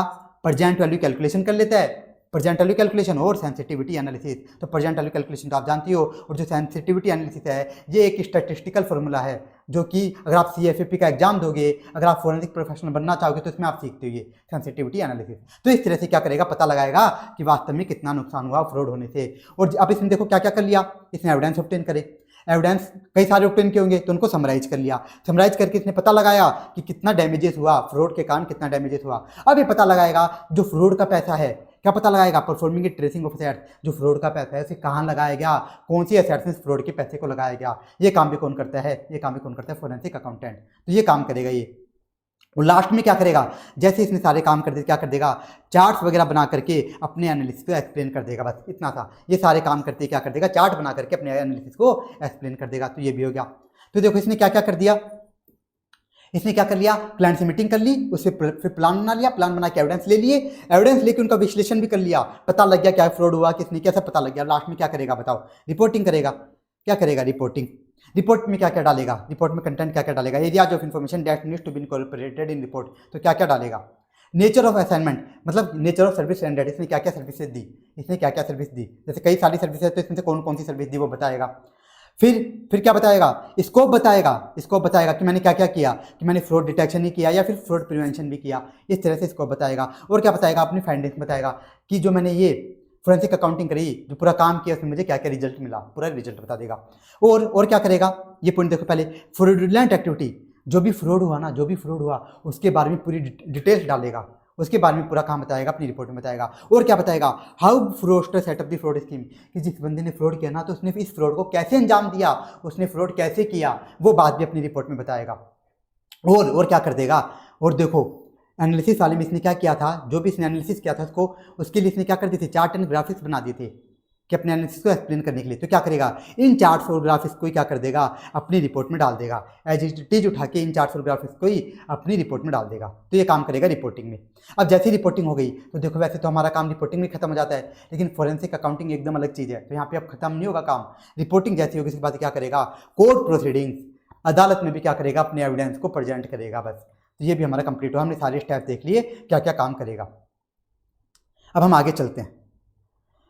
अब देखो क्या है, forensic accounting and investigation report. इसमें ज़्यादातर टॉपिक क्या है, मोस्टली टॉपिक रीड वाले हैं, बस रीड करना है एमसीक्यू पर्पस से। सबसे पहला रिटर्न रिपोर्ट, कि जो रिपोर्ट बनेगी क्या बनेगी, रिटर्न में बनेगी, ओरली नहीं होगी, पता है। तो एड्रेस, रिपोर्ट किसके पास जाएगी, प्राइमरी स्टेक होल्डर्स, मतलब प्राइमरी का मतलब क्या है, जैसे जिस बंदे ने फोरेंसिक अकाउंटिंग करवाई है उसको देंगे, लेकिन अदर स्टेक होल्डर्स को भी हम क्या कर सकते हैं, रिपोर्ट शेयर कर सकते हैं। यहाँ पे किसकी बात हो रही है, कोर्ट वगैरह को भी, कोर्ट में अगर हमें जाना पड़ गया तो वहाँ पे भी हम क्या करेंगे, अदालत में भी इसको रिपोर्ट को रखेंगे। तो ये हो गया एड्रेस कौन होगा।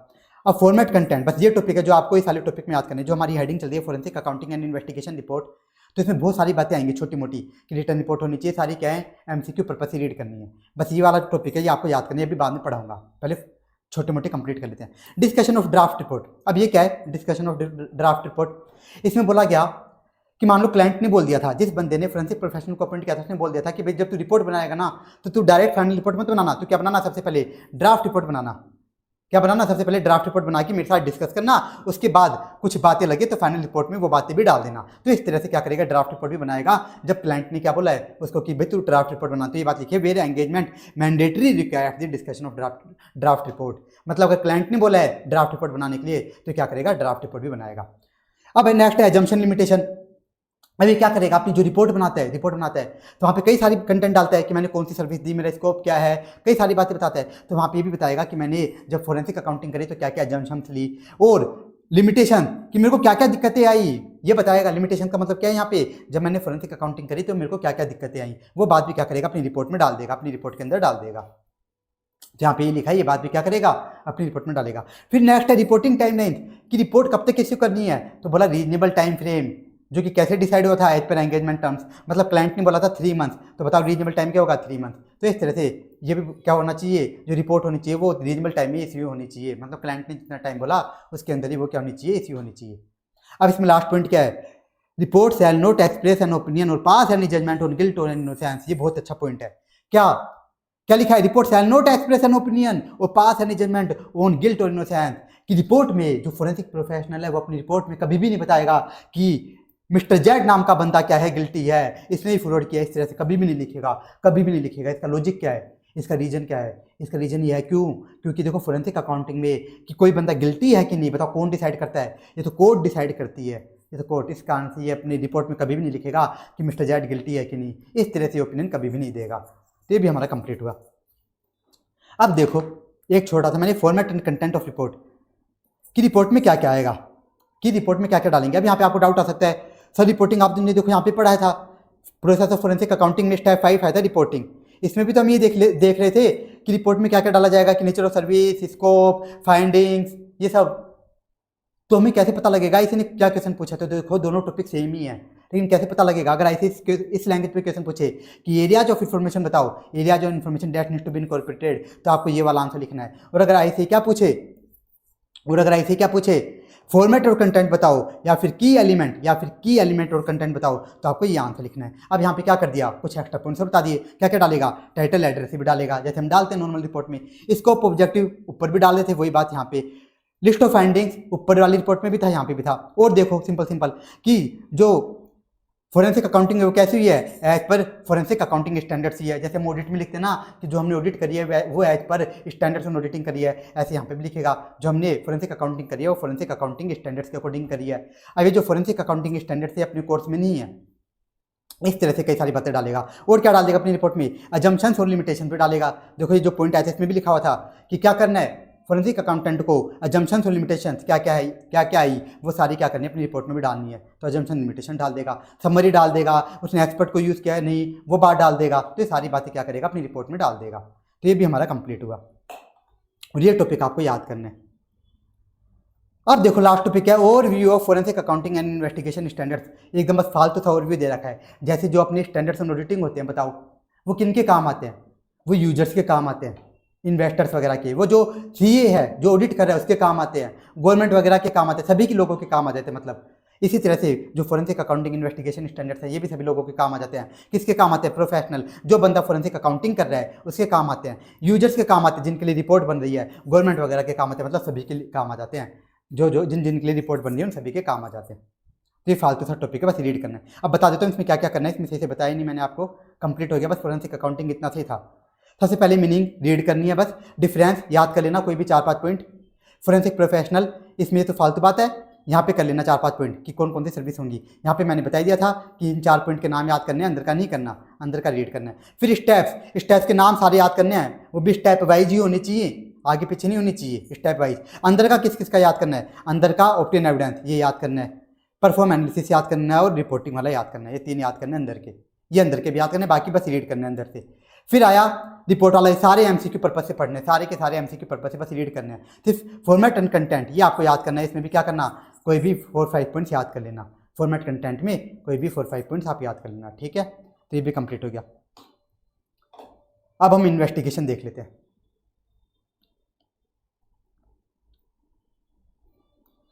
अब हम इन्वेस्टिगेशन यूनिट सेकंड स्टार्ट करने जा रहे हैं। इन्वेस्टिगेशन इसको समझा देता हूँ, पहले इसकी मीनिंग बताता हूँ, फिर बताता हूँ डाउट क्या आते हैं स्टूडेंट्स को, वो समझाऊंगा मैं, जो स्टूडेंट को पता ही नहीं होता।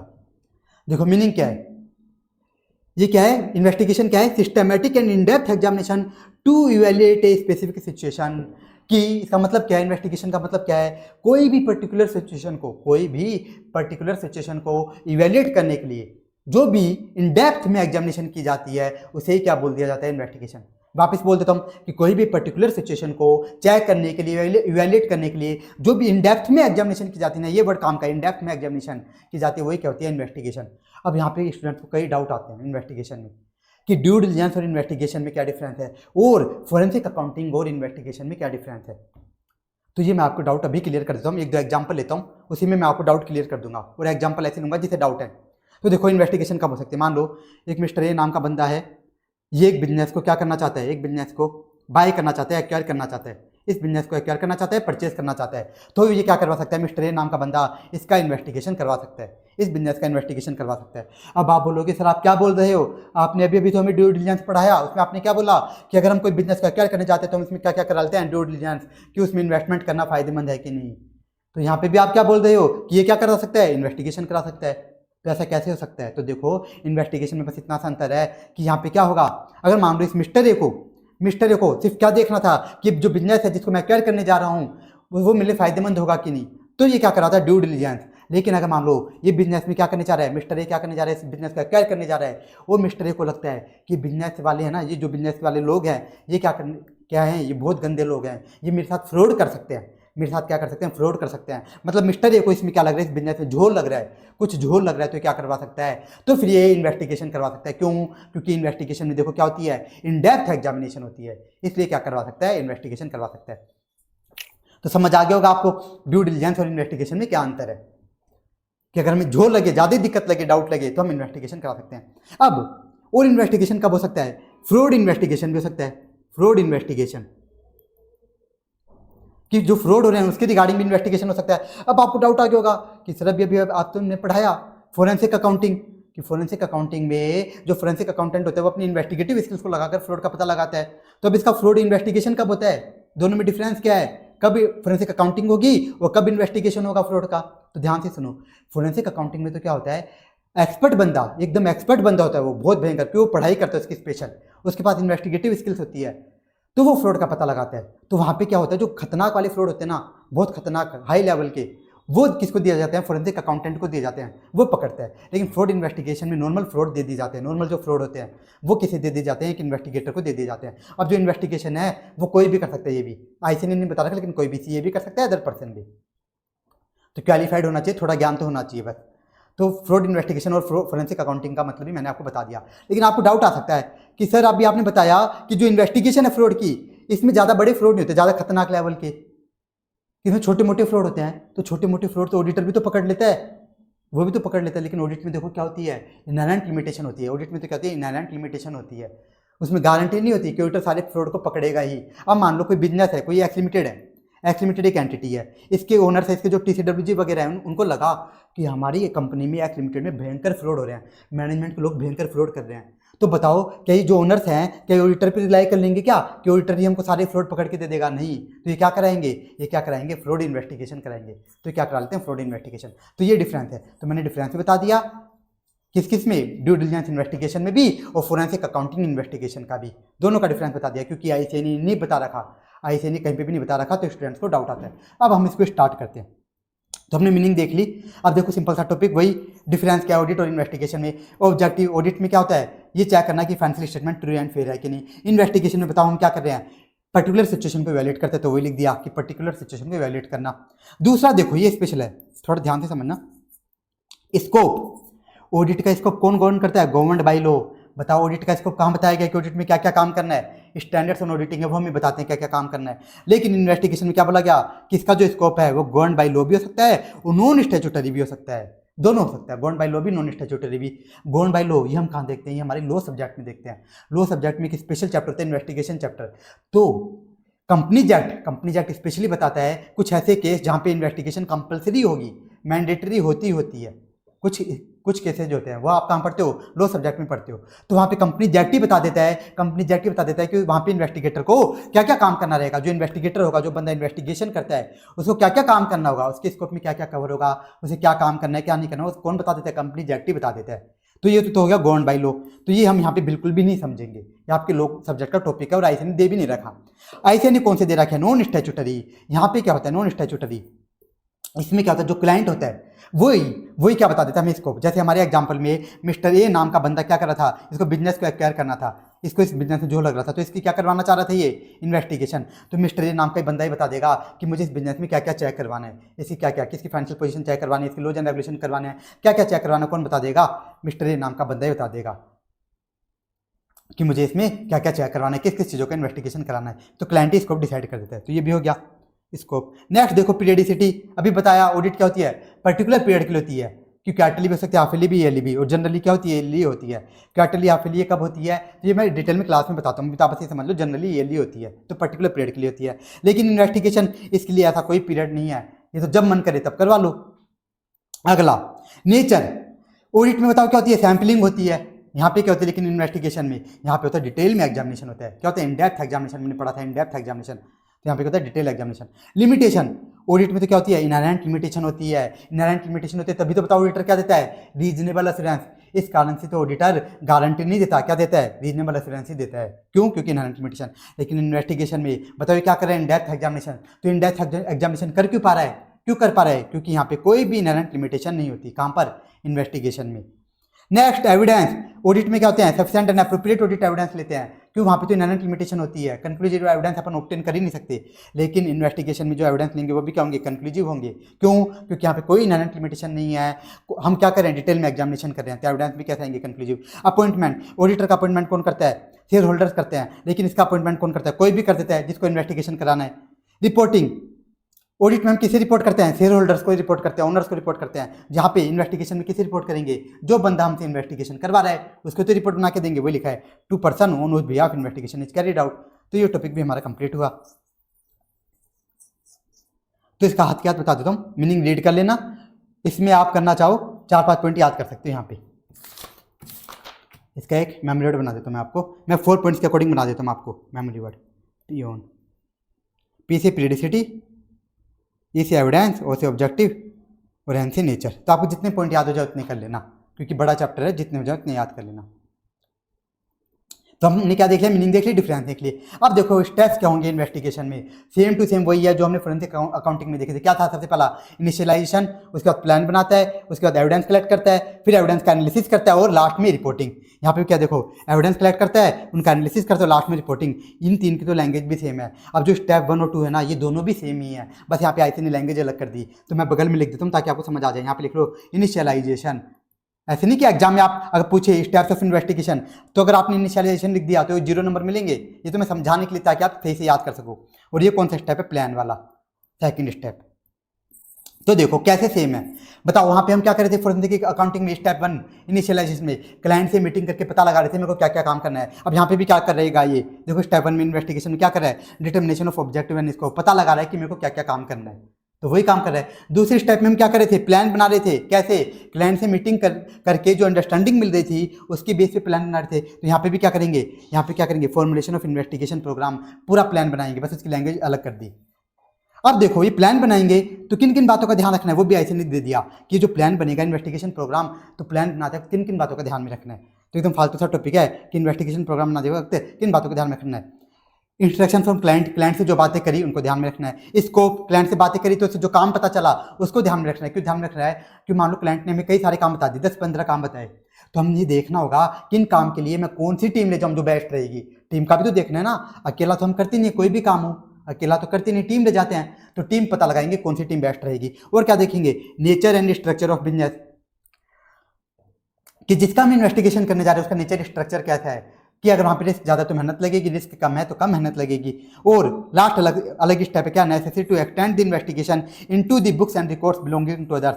तो ये भी पहले ही प्लान करेगा कि जो मैं इन्वेस्टिगेशन करने जा रहा हूँ, क्या उस इन्वेस्टिगेशन में मुझे अदर लोगों के रिकॉर्ड्स को भी चेक करना पड़ेगा क्या। जैसे मान लो मिस्टर ए ने बोला कि मेरे को एक्स लिमिटेड का क्या करवाना है, इन्वेस्टिगेशन करवाना है, मिस्टर ए को एक्स लिमिटेड का इन्वेस्टिगेशन। तो जो इन्वेस्टर है वो क्या करेगा, थोड़ी जो इन्वेस्टिगेटर है, जो इन्वेस्टिगेशन कर रहा है, जो बंदा इन्वेस्टिगेशन कर रहा है वो क्या करेगा कि क्या मुझे एक्स लिमिटेड के अलावा एक्स लिमिटेड के सप्लायर्स वगैरह जो हैं उनके भी रिकॉर्ड्स को चेक करना है क्या, बस ये देखेगा एक्स लिमिटेड के सप्लायर्स वगैरह उनके रिकॉर्ड्स को भी चेक करना है क्या। तो ये भी कंप्लीट हुआ। तो देखो स्टेप तो सेम है, बस रीड करने हैं। ये फालतू सा है, इसमें जितना याद हो जाए उतना कर लेना, ऐसे का कोई भरोसा नहीं, कुछ भी पूछ सकता है। तो अगर आपको जितना याद हो जाए, जितनी आपकी कैपेसिटी है उतना याद करना, ज़्यादा टाइम वेस्ट नहीं करना, नहीं तो चैप्टर आप कर ही नहीं पाओगे। तो ये भी हमारा कंप्लीट हो गया स्टेप्स। अब बताओ लास्ट स्टेप क्या था। देखो सबसे पहले हम क्लाइंट से मीटिंग करते हैं, उसे फिर प्लान बनाते हैं, प्लान के बाद एविडेंस ऑब्टेन करेंगे, फिर एविडेंस का एनालिसिस करते हो, लास्ट में रिपोर्टिंग। लास्ट में क्या करेंगे, रिपोर्टिंग। तो इन्होंने एक और दे दिया कि रिपोर्टिंग करते वक्त इन्वेस्टिगेटर को किन बातों को ध्यान में रखना है। रिपोर्टिंग करते वक्त इन्वेस्टिगेटर को किन बातों को ध्यान रखना है। अब आईसीआई ने इसमें जो पॉइंट डाले ना, वो इतनी सिंपल पॉइंट डाले, वो ऐसे पॉइंट्स हैं जो सारी रिपोर्ट में हमको ध्यान रखने हैं। जो पॉइंट्स हम पढ़ने जा रहे हैं वैसा नहीं है कि इन्वेस्टिगेटर को ध्यान में रखने हैं, वो इवन जब हम ऑडिट करते हैं और ऑडिट में जब हम अपनी रिपोर्ट बनाते हैं ना, तभी भी हमें ध्यान में रखने पड़ते हैं। तो देखो कितने सिंपल पॉइंट्स लिखे, देखना क्या देखना है इसको, किस बात को ध्यान में रखना है। इन्वेस्टिगेटर को अपनी रिपोर्ट बनाते वक्त किस बात को ध्यान में रखना है, उसे ध्यान रखना है कि रिपोर्ट में कुछ रेलिवेंट तो नहीं आ रहा ना, कि मैं रेलिवेंट चीज़ें तो लिख रहा हूँ ना, कोई कचरा बातें तो नहीं लिख रहा। दूसरा, जो भी वर्ड यूज़ हो रहा है रिपोर्ट के अंदर वो प्रॉपर्ली तो यूज़ हो रहा है ना, क्लियरली तो यूज़ हो रहा है ना। ऐसा तो नहीं कि मैं ऐसी लैंग्वेज यूज़ कर दूँ जिससे यूजर्स बेचारे कन्फ्यूज ही हो जाएँ, समझे ही नहीं तो क्या मतलब। तो क्या करना है, सभी वर्ड्स को प्रॉपर्ली यूज़ करना है। और तो देखो ये सारी बातें हम बाकी रिपोर्ट्स में भी तो ध्यान रखते हैं, ऑडिट की रिपोर्ट बनाते हैं तो उसमें भी ध्यान रखते हैं कि कुछ भी रेलिवेंट नहीं होना चाहिए, वर्ड्स प्रॉपर्ली यूज़ हो। और देखो एक और देखो कि रिपोर्ट क्या होनी चाहिए, पैराग्राफ फॉर्म विथ हेडिंग्स के साथ बननी चाहिए। बताओ ऑडिट की रिपोर्ट बनाते हैं वो भी तो ऐसी बनती है, टाइटल, एड्रेस, ओपिनियन, पैरा। तो इसमें भी ऐसा ध्यान रखना है। और लास्ट देखो ये क्या है, ये स्पेशल है कि जो ओपिनियन होगा इन्वेस्टिगेटर का वो कहाँ आना चाहिए, फाइनल पैराग्राफ में। अपनी ऑडिट रिपोर्ट में ऐसा नहीं होता, ये स्पेशल बात है। वहाँ पे तो टाइटल, एड्रेस के बाद ही ओपिनियन पैरा आ जाता है, लेकिन यहाँ पे कहाँ आएगा, इन्वेस्टिगेशन में जब इन्वेस्टिगेटर रिपोर्ट बनाएगा तो ओपिनियन पैरा कहाँ आएगा, फाइनल पैराग्राफ में। और देखो ये जो दो पॉइंट बच गए, ये दो पॉइंट बच गए ना, यहाँ पे ये नहीं लिखा है इन्हें कि इन्वेस्टिगेटर को अपनी रिपोर्ट बनाते वक्त किन बातों का ध्यान रखना है। यहाँ पे ऐसे इन 2 पॉइंट में क्या लिख दिया कि इन्वेस्टिगेटर अपनी रिपोर्ट में क्या क्या डालेगा, जो भी उसने एजम्पशंस ली इन्वेस्टिगेशन करते वक्त, जो भी उसने एजम्पशंस ली वो डालेगा, और नेचर और ऑब्जेक्टिव डाल देगा, अपनी इन्वेस्टिगेशन का नेचर और ऑब्जेक्टिव वो भी क्या कर देगा, अपनी रिपोर्ट में डाल देगा। तो ये टॉपिक भी कंप्लीट हुआ। ये टॉपिक फिर भी अच्छा है, इसका मेमोरी वेब बना देता हूँ, मैं आपको निमोनिक बना देता हूँ। ऑन BMW, ओ से ओपिनियन, एन से कि कुछ भी रेलिवेंट नहीं होना चाहिए, बी से बेसिस एजम्पशंस डाल देगा उसके अंदर, पैराग्राफ में होनी चाहिए और सभी वर्ड्स प्रॉपर्ली यूज होने चाहिए। तो देखो मैंने तो बना दिया 5 पॉइंट का, ऐसे नहीं कि आपको सारे याद करने हैं, आपको जितना याद, मैंने क्या बताया सबसे पहले ही बता दिया स्टार्टिंग में, जितना याद हो जाए उतना याद कर लेना चैप्टर में। तो ये टॉपिक भी कंप्लीट हुआ, रिपोर्टिंग कैसे होगी। अब आ जाओ next topic, special issues in investigation. इसमें देखो कि इन्वेस्टिगेशन करते वक्त कुछ स्पेशल डाउट आते हैं, तो वो स्पेशल डाउट क्या क्या है वो हम देखेंगे, और उनके सॉल्यूशन क्या, जो डाउट आ रहे हैं उनका सॉल्यूशन क्या होगा वो हम देखेंगे। सबसे पहला डाउट आता है कि देखो मैंने क्या पढ़ा था, इन्वेस्टिगेशन में क्या होती है, इन डेप्थ एग्जामिनेशन होती है, इन डेप्थ एग्जामिनेशन ये तो होता है। तो इसमें डाउट आ सकता है कि जो इन्वेस्टिगेटर है उस बेचारे को 100% वेरिफिकेशन करना है या फिर वो सिलेक्टिव वेरिफिकेशन भी कर सकता है। तो पहले डाउट आ सकता है कि भाई इन डेप्थ में एग्जामिनेशन करनी है तो उसको 100% करना है वेरिफिकेशन या सिलेक्टिव। तो बोला गया कि ये बात डिफरेंट सर्कमस्टेंसेस पे डिपेंड करेगी। इसका एग्जाम्पल भी लिया गया कि इन्वेस्टिगेटर को बोला गया कि आप क्या करो, कैश की चोरी को पकड़ो, जो कैश ने करी है उसकी कैश की चोरी को पकड़ो। तो वो क्या करेगा उस केस में वो सिलेक्टिव वेरिफिकेशन नहीं कर सकता, उस केस में उसको क्या करना पड़ेगा, 100% वेरिफिकेशन नहीं करना पड़ेगा, एग्जामिन ओल्ड कैश वाउचर, सारे के सारे कैश वाउचर चेक करने होंगे, मतलब 100% वेरिफिकेशन। लेकिन मामले से बोल जाएगा कि भाई प्रॉफिटेबिलिटी का पता लगाओ कि प्रॉफिट्स हो रहे हैं कि नहीं हो रहे, फ्यूचर में क्या रहेंगे, तो इसमें सिलेक्टिव बेसिस पे चेक करेगा, इन्वेस्टिगेशन करेगा। इसमें पॉसिबल ही नहीं है 100% करना। तो ये हो गया पहला कंप्लीट डाउट। दूसरा डाउट देखो क्या आता है, whether investigator can put reliance on already audited statement of accounts। इसका मतलब क्या है, एक डाउट आता है कि क्या इन्वेस्टिगेटर ऐसे फाइनेंशियल स्टेटमेंट जिनकी सीए ने ऑलरेडी ऑडिट कर रखी है, ऐसे फाइनेंशियल स्टेटमेंट्स जिनकी सीए ने, चार्टर्ड अकाउंटेंट ने ऑलरेडी ऑडिट कर रखी है, उन पे वो भरोसा कर सकता है क्या। तो आप बताओ क्या होना चाहिए। आप बोलोगे सर सीए तो बेचारा क्वालिफाइड पर्सन है तो इसमें तो भरोसा करना चाहिए। तो आईसीए ने भी लिखा कि इन्वेस्टिगेटर जनरली क्या करता है, भरोसा करता है। लेकिन मान लो उसे लगा कि जो सीए है उसने लापरवाही से काम किया, उसे लगा कि सीए बेकार था, क्वालिफाइड नहीं था, ज़्यादा अच्छा नहीं था, लापरवाही से काम किया उसने, तो फिर वो क्या करेगा, उस पर भरोसा नहीं करेगा। तो ये था सिंपल सा पॉइंट। लेकिन इसमें एक एक्स्ट्रा बात हो लिख दी, स्पेशल बात, क्या कि if investigation is launched due to some doubt in audited financial statement then no question of Reliance.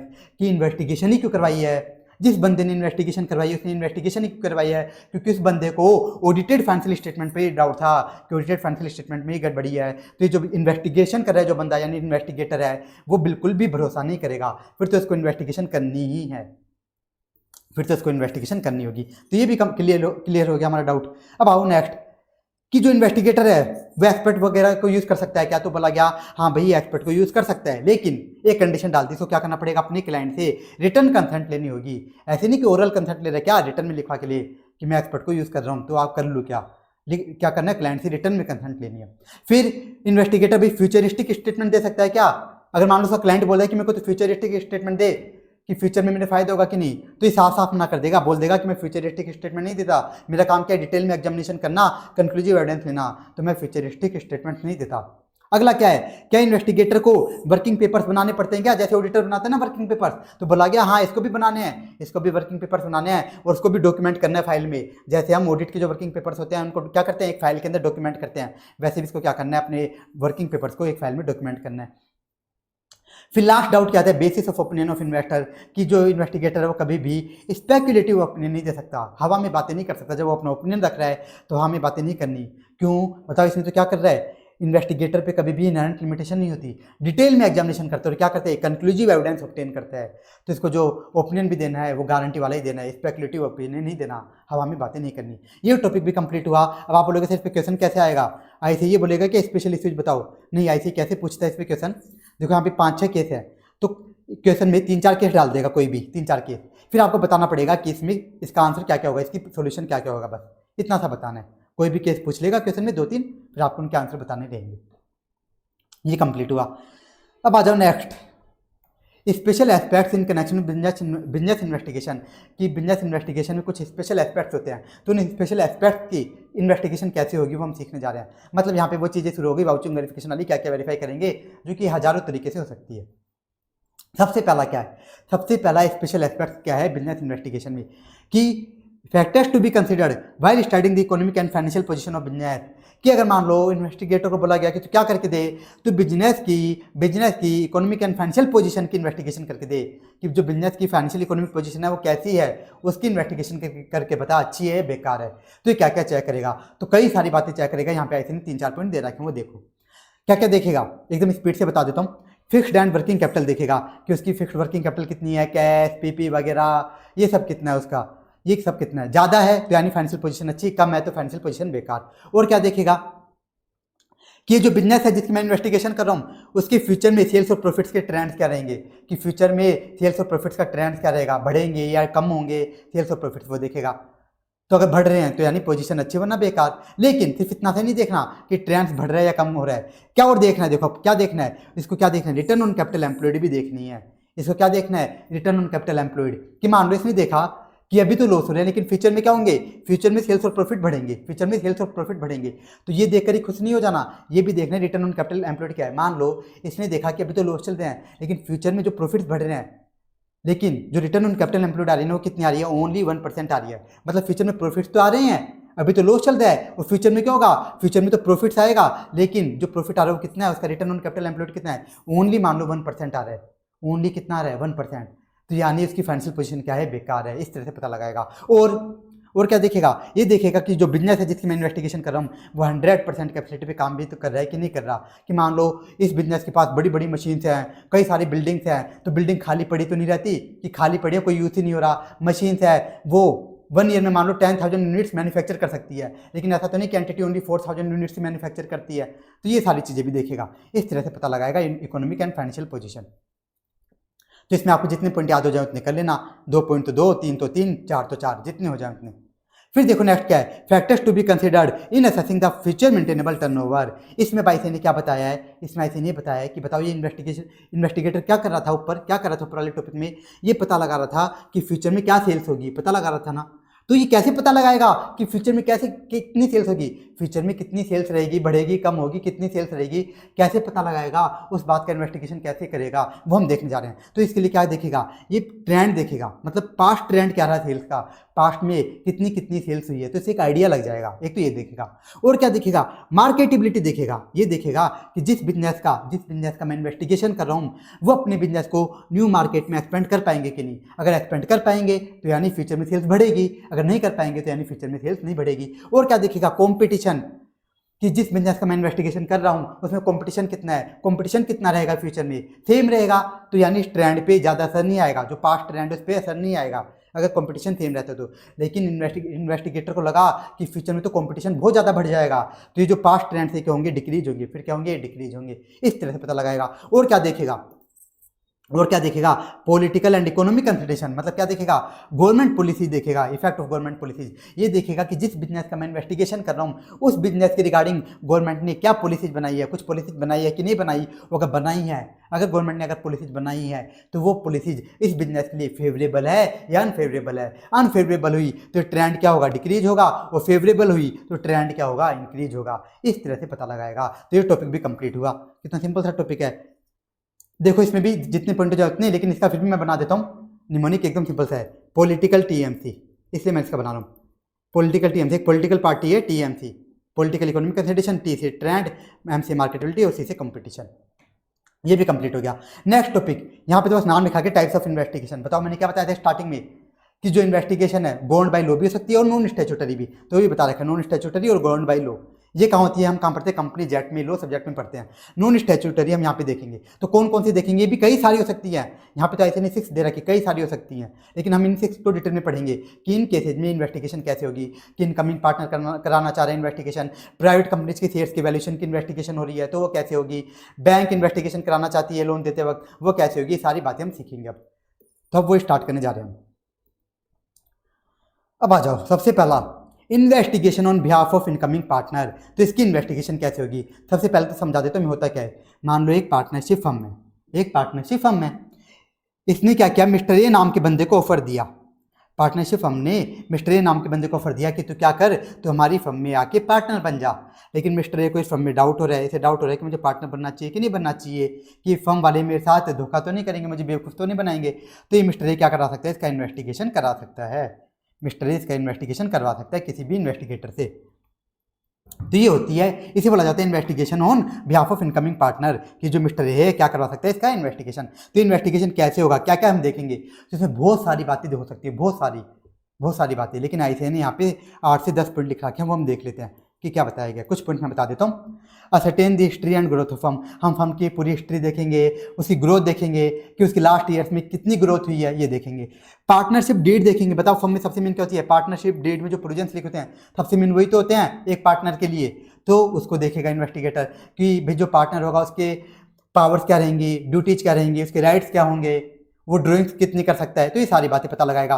और क्या देखेगा, प्रॉफिटेबिलिटी देखेगा, किस फर्म के प्रॉफिट्स कितने हैं, कि लॉस में तो नहीं चल रही, ये देखेगा। और क्या देखेगा, उस फर्म की एसेट लायबिलिटी देखेगा कि एसेट्स ऐसे तो नहीं कि झूठी एसेट्स दिखा रखी हैं और वैल्यू कर रखी हैं, लायबिलिटी ऐसे तो नहीं कि लायबिलिटी छुपा रखी हैं, तो ये देखेगा ऑर्डर्स इन हैंड कि आज की डेट में इस फर्म के पास जो क्या करना चाह रही है, इस मिस्टर को पार्टनर बनाना चाह रही है, आज की डेट में इसके पास कितने ऑर्डर्स हैं, इसके क्लाइंट कौन कौन है, बड़े क्लाइंट्स हैं, छोटे क्लाइंट्स हैं, वो देखेगा। लोन देखेगा कि इस एंटिटी ने क्या क्या लोन ले रखे हैं, ये जो फर्म है इसने क्या क्या लोन ले रखे हैं, उन लोन की टर्म्स एंड कंडीशन कैसी है। ऐसा तो नहीं कि जो फर्म ने लोन ले रखे हैं, उनकी टर्म्स एंड कंडीशन बहुत भयंकर हो, बहुत खतरनाक हो, कि मान लो फर्म ने बहुत बड़े अमाउंट का लोन ले रखा है, वो बोल रहा है कि हम 3 ईयर्स में रिपे कर देंगे, क्या पता उनकी औकात ही नहीं हो रिपे करने की, तो ये देखेगा। वो reason for offer of admission to new partner, ये भी देखेगा कि ये फर्म इस मिस्टर ए को क्यों ऑफर दे रही है पार्टनर बनाने के लिए, क्यों ऑफर दे रही है, उसका रीजन क्या है, क्यों पार्टनर बनाना चाह रहे हैं, वो देखेगा। और लास्ट में गुडविल का कंपटीशन देखेगा कि जो गुडविल का कंपटीशन कर रहे हैं फर्म वाले, वो तो सही से करें ना, क्यों, क्योंकि क्या होता है, जैसे ही कोई पार्टनर जाता है ना फर्म में एंटर होता है, जैसे मिस्टर ए जैसे ही अगर मान लो पार्टनर बनेगा, इसे क्या करना पड़ेगा, इसे कुछ कंट्रीब्यूशन देना पड़ेगा, कुछ पैसे देने पड़ेंगे, क्योंकि फर्म वाले ऐसे ही पार्टनर नहीं बना लेंगे फ्री में, कुछ पैसे देने पड़ेंगे। अभी पैसे कैसे डिसाइड किए जाते हैं, गुडविल के हिसाब से, अगर गुडविल ज़्यादा हुई तो पैसे भी ज़्यादा देने पड़ेंगे मिस्टर को, गुडविल कम हुई तो पैसे भी कम। तो इस कारण से जो इन्वेस्टिगेटर चेक करेगा कि जो गुडविल का कंपटीशन है वो सही है कि नहीं, बस ये चेक करना है इसके अंदर। तो ये हमारा कंप्लीट हो गया investigation on behalf of incoming partner. कोई निमोनिक नहीं बना रहा, क्यों, रीड आपको सारे करने पॉइंट, और याद जितने हो जाए उतने। और अगर मान लो एग्जाम में कुछ याद भी ना आए आपको, रीड करने के बाद 2 या 3 पॉइंट याद आए, बाकी के बना के लिख देना ओन लैंग्वेज में। नेक्स्ट देखो, ये फालतू से है, investigation for valuation of shares in private companies. ऊपर वाला फिर भी काम का था, ये फिर भी इंपॉर्टेंट था, ये वाला एकदम फालतू से, प्राइवेट कंपनीज। लेकिन ऐसे का कोई भरोसा नहीं, आजकल कुछ भी पूछ लेते हैं ये प्राइवेट कंपनीज। जो प्राइवेट कंपनीज के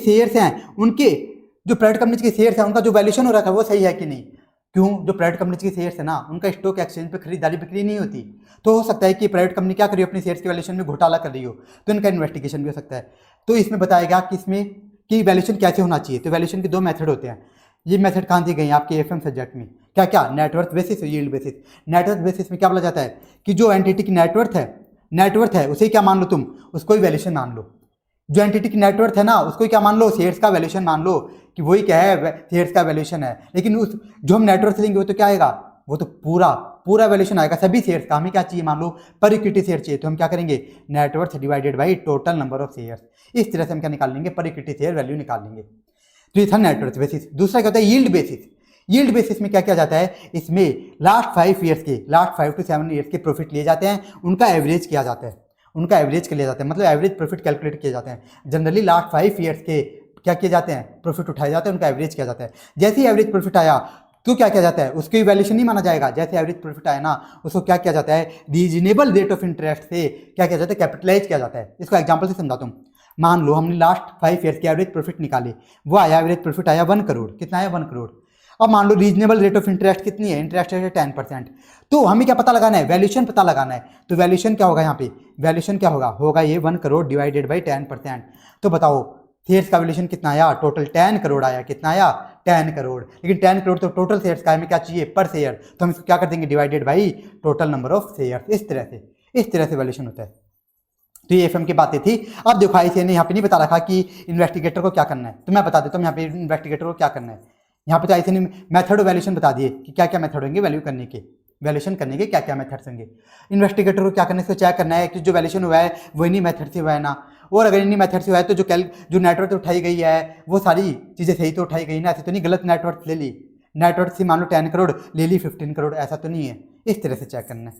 तो ये भी कंप्लीट हुआ valuation of shares in private companies का इन्वेस्टिगेशन कैसे होगा। अब आ जाओ नेक्स्ट, ये वाला भी इंपॉर्टेंट रहता है। Investigation on behalf of bank proposing to loan to a company.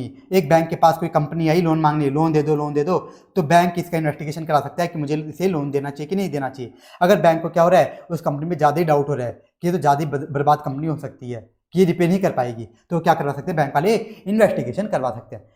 तो इन्वेस्टिगेटर को किन किन बातों का ध्यान रखना है, तो यहाँ पे भी बहुत सारे पॉइंट हो सकते हैं, बहुत सारे, तो हम कुछ पॉइंट देखेंगे। एकदम कम पॉइंट दे रखा है ICAI ने। तो हमें क्या क्या देखना है, ये देखना है कि ये जो कंपनी है purpose for which loan is required, कि रीजन क्या है, ये कंपनी लोन क्यों ले रही है, किस पर्पज के लिए ले रही है, इतना सा देखना है। और क्या देखना है, schedule of repayment of loan submitted by borrower, जो कंपनी लोन ले रही है उसने क्या किया होगा, रिपेमेंट शेड्यूल सबमिट किया होगा। भाई कंपनी क्या बोलेगी, कंपनी बोल देगी कि मुझे लोन चाहिए 100 करोड़ का, वो बोलेगी देखो आप मुझे लोन दे दो, मैं इनको 5 ईयर्स में रिपे कर दूंगी, और कितनी इंस्टॉलमेंट में, 10 इंस्टॉलमेंट में रिपे कर दूंगी। तो इसे बोला जाता है रिपेमेंट शेड्यूल। तो रिपेमेंट शेड्यूल भी देखेगा इन्वेस्टिगेटर, रिपेमेंट शेड्यूल देख करके पता लगाएगा कि वास्तव में इस कंपनी की औकात भी है क्या 5 ईयर्स में रिपे करने की, इस तरह से पता लगाएगा। अभी कैसे पता लगाया जाता है ये हम आगे पढ़ेंगे, अभी रुको बस। तो ये देखा, और क्या देखेगा, फाइनेंशियल स्टैंडिंग देखेगा कंपनी की, कि ये जो कंपनी जो लोन मांगने आई है ये प्रॉफिट में है कि लॉस में है। ऐसा तो नहीं कि लॉस में है फिर भी क्या मांगने आ गई, फिर भी लोन मांगने आ गई। ये देखेंगे कि फाइनेंशियल स्टैंडिंग कैसी है। अब देखो बहुत इंपॉर्टेंट पॉइंट ये देखेंगे, वेदर कंपनी जो ऑथोराइज्ड बाई MOA और AOA टू बोरो मनी। याद करो लो सब्जेक्ट में, एक कंपनी अगर मान लो इसके MOA और AOA ने, अगर किसी कंपनी के MOA ने और AOA ने मना कर रखा है कंपनी को लोन लेने से, तो वो कंपनी कभी लोन ले ही नहीं सकती। वो अगर ले लेती है तो उस कंपनी को भी पनिशमेंट मिलेगी, और उस कंपनी को जो लोन दे रहा है यानी बैंक उसको भी पनिशमेंट मिलेगी। तो ये चेक करना बहुत ज़रूरी है कि MOA ने और AOA ने अलाउड तो कर रखा है ना उस कंपनी को लोन लेने के लिए। और लास्ट क्या है, वो कंपनी जो लोन लेने आई है उसकी लास्ट 5 ईयर्स की ग्रोथ देख लेंगे, लास्ट 5 ईयर्स में उसने क्या क्या झंडे गाड़े हैं, कितनी ग्रोथ की है अपनी, बस ये देख लेंगे। अब देखो ये कंप्लीट हो गया सिंपल से पॉइंट थे। अब मैंने क्या बताया था, शेड्यूल ऑफ रिपेमेंट। क्या देखेगा इन्वेस्टिगेटर कि जो कंपनी अपना रिपेमेंट शेड्यूल सबमिट कर रही है कि हम 5 ईयर्स में रिपे कर देंगे 10 इंस्टॉलमेंट में, तो वास्तव में इसकी औकात भी है क्या इतना रिपे करने की, ये रिपेमेंट शेड्यूल जो इसने बना के दिया है वो एक्चुअल में सही भी है कि नहीं। तो देखो ये लिखा गया है यहाँ पे, to investigate the profitability of business for judging the accuracy of repayment schedule. तो इसके लिए इन्वेस्टिगेटिंग अकाउंटेंट क्या क्या करेगा, ये क्या क्या करेगा, ये चेक करने के लिए इस कंपनी के लास्ट 5 ईयर्स की P&L उठाएगा। क्या करेगा, लास्ट 5 ईयर्स की P&L उठाएगा, और उनको क्या करेगा, उन सारे P&L को एक जगह करके क्या बना लेगा, कंडेंस्ड इनकम स्टेटमेंट बना लेगा। क्या बना लेगा, कंडेंस्ड इनकम स्टेटमेंट। और क्या करेगा, कई सारी रेशियोज कैलकुलेट कर लेगा, कई सारी रेशियोज कैलकुलेट करेगा, current ratio, quick ratio, return on capital employed. इससे पता लगाएगा कि वास्तव में ये जो कंपनी है ये इस रिपेमेंट शेड्यूल के अकॉर्डिंग पेमेंट कर भी पाएगी कि नहीं। जो इस रिपेमेंट शेड्यूल बताया कि मैं 5 ईयर्स में रिपे कर दूंगी, उसके अकॉर्डिंग रिपेमेंट कर भी पाएगी कि नहीं कर पाएगी। तो ये भी हमारा कंप्लीट हो गया, बैंक वाला पूरा कंप्लीट हो गया। इसमें क्वेश्चन आई थी कैसे पूछ सकता है, देखो 2 तरीके से पूछ सकता है, या तो ये लिख देगा कि बैंक कैसे इन्वेस्टिगेशन करेगा अगर कोई कंपनी लोन मांगने आ रही है, या फिर इस लाइन पे भी क्वेश्चन बना सकता है, इन लाइन पे भी किसी पे भी क्वेश्चन आए आपको दोनों टॉपिक लिखने हैं, ये वाला भी दोनों टॉपिक के आंसर आपको लिखने रहते हैं। तो आप यहाँ पे 2-3 पॉइंट याद कर लेना और यहाँ पे 2-3 पॉइंट याद कर लेना, इस तरह से आपको याद करना है। तो ये भी हमारा कंप्लीट हुआ, एकदम ईजी सा था। अब आ जाओ नेक्स्ट क्या है, investigation on behalf of individual from proposing to buy business.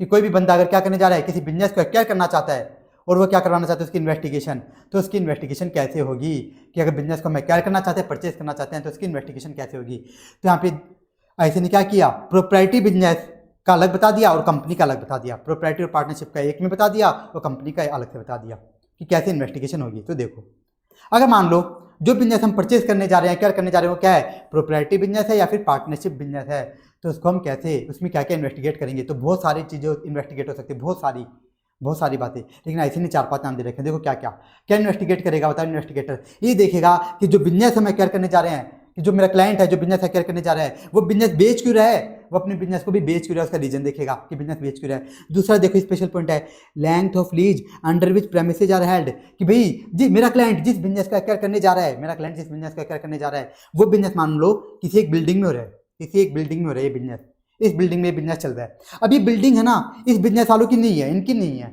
ये बिल्डिंग क्या है, लीज पर ली गई है। कैसी है, लीज पर ली हुई है।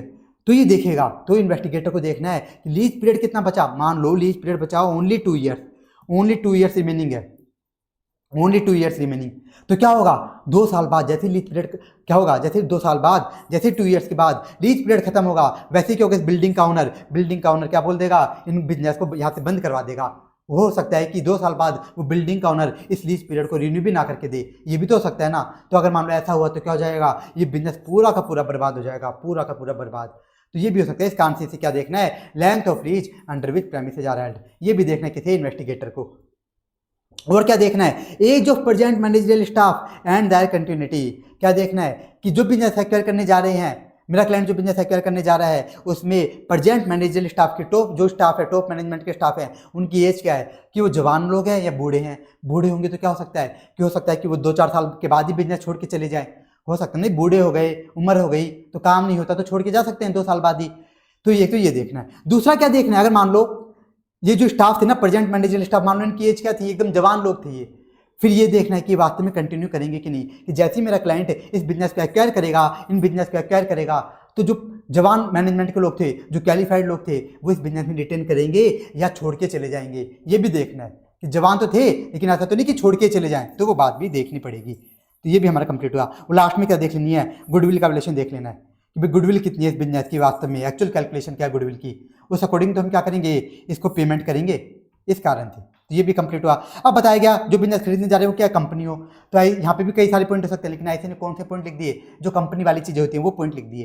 क्या इश्यूड कैपिटल देख लेंगे कि इस कंपनी की इश्यूड शेयर्स एंड सेक्रेटरीज कितनी है, कितनी शेयर्स इश्यू करा के, कितनी सेक्रेटरीज इश्यू करा के है। और क्या देखेंगे, अनकॉल्ड लायबिलिटी देखेंगे कि कंपनी जो शेयर्स इश्यू करा के है, हो सकता है कि उसमें कई सारे शेयर्स पे भी पैसा पूरा ना मिला हो, तो अनकॉल्ड लायबिलिटी कितनी है वो देखेंगे। और क्या देखेंगे, कंपनी ने पास्ट में कितना डिविडेंड पे किया अपने शेयर होल्डर्स को। और देखेंगे एरियर्स तो कितना है, डिविडेंड कितना एरियर्स में है, मतलब कितना डिविडेंड ऐसा है जो पे तो करना था शेयर होल्डर्स को, पे तो करना है लेकिन एंटिटी ने अभी तक पे नहीं किया। मान लो एरियर्स ऑफ डिविडेंड बहुत ज़्यादा है, बहुत ज़्यादा तो है, तो इन्वेस्टिगेटर क्या बोल देगा अपने क्लाइंट को कि इस कंपनी में पैसा मत लगाओ, इसको परचेस मत करो, इस तरह से। और क्या देखेंगे, शेयर्स की प्राइस देखेंगे, जिस कंपनी को अपना क्लाइंट एक्वायर करने जा रहा है उसकी शेयर्स की प्राइस देखेंगे। और क्या देखेंगे, मॉर्गेज ऑन एसेट्स, जिस कंपनी को हम एक्वायर करने जा रहे हैं उसकी, ऐसा तो नहीं कि उसकी बहुत सारी एसेट्स, ज़्यादातर एसेट्स गिरवी रखी हुई हो, क्या रखी हुई हो, गिरवी रखी हुई हो। तो अगर ज़्यादातर एसेट्स गिरवी रखी हुई हैं मतलब वो कंपनी का एकदम बर्बाद है। तो हम क्या बोलेंगे, अगर हम इन्वेस्टिगेटर तो अपने क्लाइंट को बोलेंगे ऐसी कंपनी में इन्वेस्ट मत करो, उसको एक्वायर मत करो। तो इसमें क्या याद करना है, किसी पे भी पूछ सकता है, ऐसे ही जितने पॉइंट आपसे हो जाए रीड सारे कर लेना, जितने हो जाए तो जो याद हो जाए वो एग्जाम एज इट इज लिख देना, बाकी अपने मन से लिख देना, क्योंकि पॉसिबल नहीं है पूरे याद करना। अब आ जाओ नेक्स्ट इन्वेस्टिगेशन क्या है, investigation in connection with review of profit और फाइनेंशियल फोरकास्ट। क्या है investigation in connection with review of profit financial forecast. तो बिजनेस वगैरह क्या करते हैं, अपने फोरकास्ट भी बनाते हैं कि फ्यूचर में हमारे प्रॉफिट्स क्या रहेंगे, सेल्स क्या रहेगी, कैश फ्लोज वगैरह क्या रहेंगे। तो इनका भी इन्वेस्टिगेशन हो सकता है कि जो फोरकास्ट है वो इन्होंने सही से तो बनाया है ना, ऐसा तो नहीं कि कुछ भी डाल दिया इनके अंदर। तो ये देखना। तो आईसीए ने यहाँ पे नहीं बताया इस टॉपिक के अंदर कि इन्वेस्टिगेशन कैसे होगी, बिल्कुल भी नहीं बताया। आईसीए ने बस इतना बताया है कि फोरकास्ट का इन्वेस्टिगेशन कौन कौन करवा सकता है, कौन कौन, तो कौन करवा सकता है, बैंक और फाइनेंशियल इंस्टीट्यूशन करवा सकते हैं। कब करवा सकते हैं, मान लो ये बिजनेस वाले बैंक इनके पास आ रहे लोन लेने, तो बैंक वगैरह बोल सकते हैं कि इस बिजनेस ने जो फोरकास्ट बनाया है इसका इन्वेस्टिगेशन कराओ। तो इस तरह से बैंक फाइनेंशियल इंस्टीट्यूशन करवा सकते हैं। और कौन करवा सकता है, वो बंदा जो क्या करना चाहता है, इस बिजनेस को एक्वायर करना चाहता है फॉर परचेस ऑफ बिजनेस। कोई बंदा मान लो मिस्टर ए क्या करना चाहता है, मिस्टर ए इस बिजनेस को एक्वायर करना चाहता है, तो वो क्या करवा सकता है, इस बिजनेस के जो फोरकास्ट हैं इनका भी इन्वेस्टिगेशन करवा सकता है। तो बस ये बताया गया है कि कब कब प्रॉफिट फोरकास्ट का, फाइनेंशियल फोरकास्ट का इन्वेस्टिगेशन हो सकता है। बस इस टॉपिक में आईसी ने इतना बताया। तो कब हो सकता है, बस ये पढ़ना आपको, कौन करवा सकता है, बैंक, फाइनेंशियल इंस्टीट्यूशंस, और दूसरा फॉर परचेस ऑफ बिजनेस उस टाइम पे। तो ये टॉपिक भी कंप्लीट हुआ। इसमें बस आपकी 2 बातें रीड करनी है। अब आ जाओ लास्ट, इन्वेस्टिगेशन ऑफ फ्रॉड्स। सबसे बड़ा है इन्वेस्टिगेशन ऑफ फ्रॉड, कि फ्रॉड की इन्वेस्टिगेशन कैसे होगी। सबसे पहले क्या दिया है इसमें, कैटेगरीज और एंड टाइप्स ऑफ फ्रॉड, कि फ्रॉड कौन कौन से टाइप्स के होते हैं।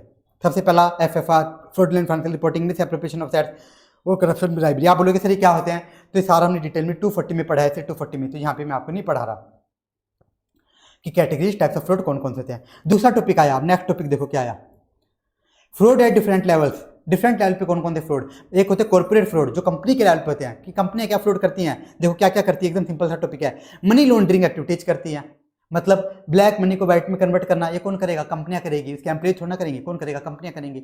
डमी कंपनी स्कीम्स, कंपनी क्या करती है, dummy company, fake company, paper company बना लेती है, फेक कंपनी बना लेती है, उसमें अपनी प्रॉफिट ट्रांसफर कर देती है ताकि उनका टैक्स बच सके। तो ये डमी कंपनी स्कीम कौन करते हैं, फ्रॉड कंपनी करती है। और एक और इसका नाम एडवांस बिलिंग, एक फ्रॉड और करती है, क्या करती है, एडवांस बिलिंग। अब बताओ जो कंपनी होती है इनको क्या चाहिए होती है, इनको काम करने के लिए इन्वेस्टमेंट चाहिए होती है, इनको क्या चाहिए होती है, इन्वेस्टमेंट चाहिए होती है इन्वेस्टर से। ये तो होता है इनको, कंपनियों को बहुत सारी इन्वेस्टमेंट चाहिए होती है कि हाँ इन्वेस्टमेंट करो, हम इन्वेस्टमेंट करो। तो बताओ इन्वेस्टर इन्वेस्टमेंट कब करेंगे, जब उस कंपनी की पोजीशन अच्छी होगी, उसकी सेल्स वगैरह अच्छी होगी। तो ये कंपनियाँ क्या करती है, अपनी क्या करती हैं, फिक्टिशियस सेल दिखा देती हैं, मतलब क्या करती हैं, फेक बिल्स दिखा देती है सेल्स के, फेक सेल्स दिखा देती है। तो ये काम भी कौन करते हैं, ये वाला फ्रॉड भी कौन करती है, कंपनियां करती हैं। तो ये था फ्रॉड एट डिफरेंट लेवल। तो इसमें सबसे पहले हमने देखा कि ऐसे फ्रॉड जो कॉर्पोरेट लेवल पे होते हैं, जो कंपनियां करती है, क्या क्या, money laundering, dummy company scheme और एडवांस बिलिंग।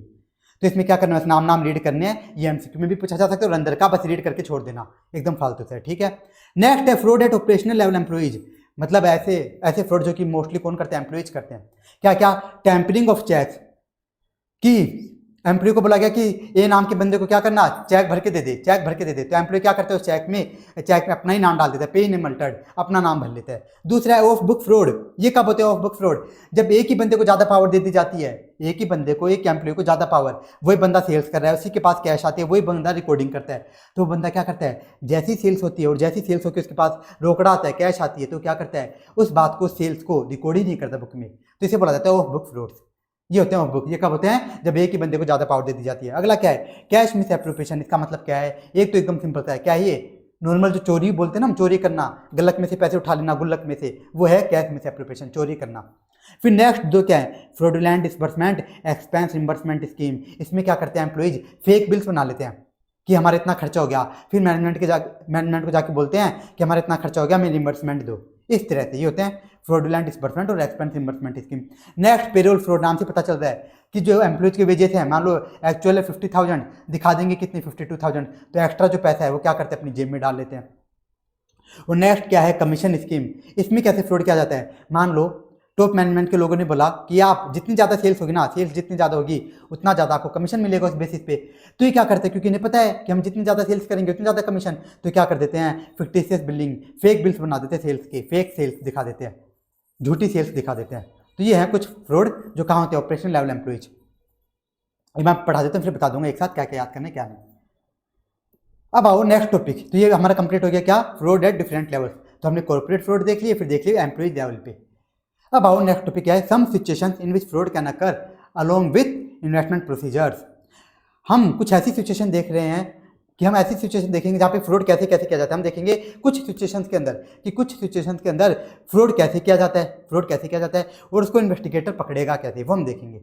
सबसे पहला आया कैश रिसिप्ट, तो कैश रिसिप्ट में फ्रॉड कैसे कैसे किए जाते हैं वो हम देखने जा रहे हैं। यहाँ पे बहुत सारे तरीके हो सकते हैं, लेकिन ऐसे नहीं 4-5 लिखे हर जगह, तो बहुत सारे तरीके। देखो क्या हो सकता है, कैसे फ्रॉड किया जा सकता है कैश रिसिप्ट में, showing the larger cash discount than actually allowed, मान लो सेल थी 1000 की, डिस्काउंट दिया गया 100 रुपीज़ का, लेकिन एक्चुअल दिखा दिया कितने जाएगा, एक्चुअल में कितना डिस्काउंट दिया गया मान लो 100 का, लेकिन दिखा देंगे कितने का 150 का, तो जो एक्स्ट्रा डिस्काउंट दिखा रहे हैं वो क्या करेंगे, वो पैसा अपने पास रख लेंगे। तो ये होता है, ये फ्रॉड किया जा सकता है, ऐसे फ्रॉड हो सकता है। तो बताओ कितनी नॉर्मल बात लिखी गई है।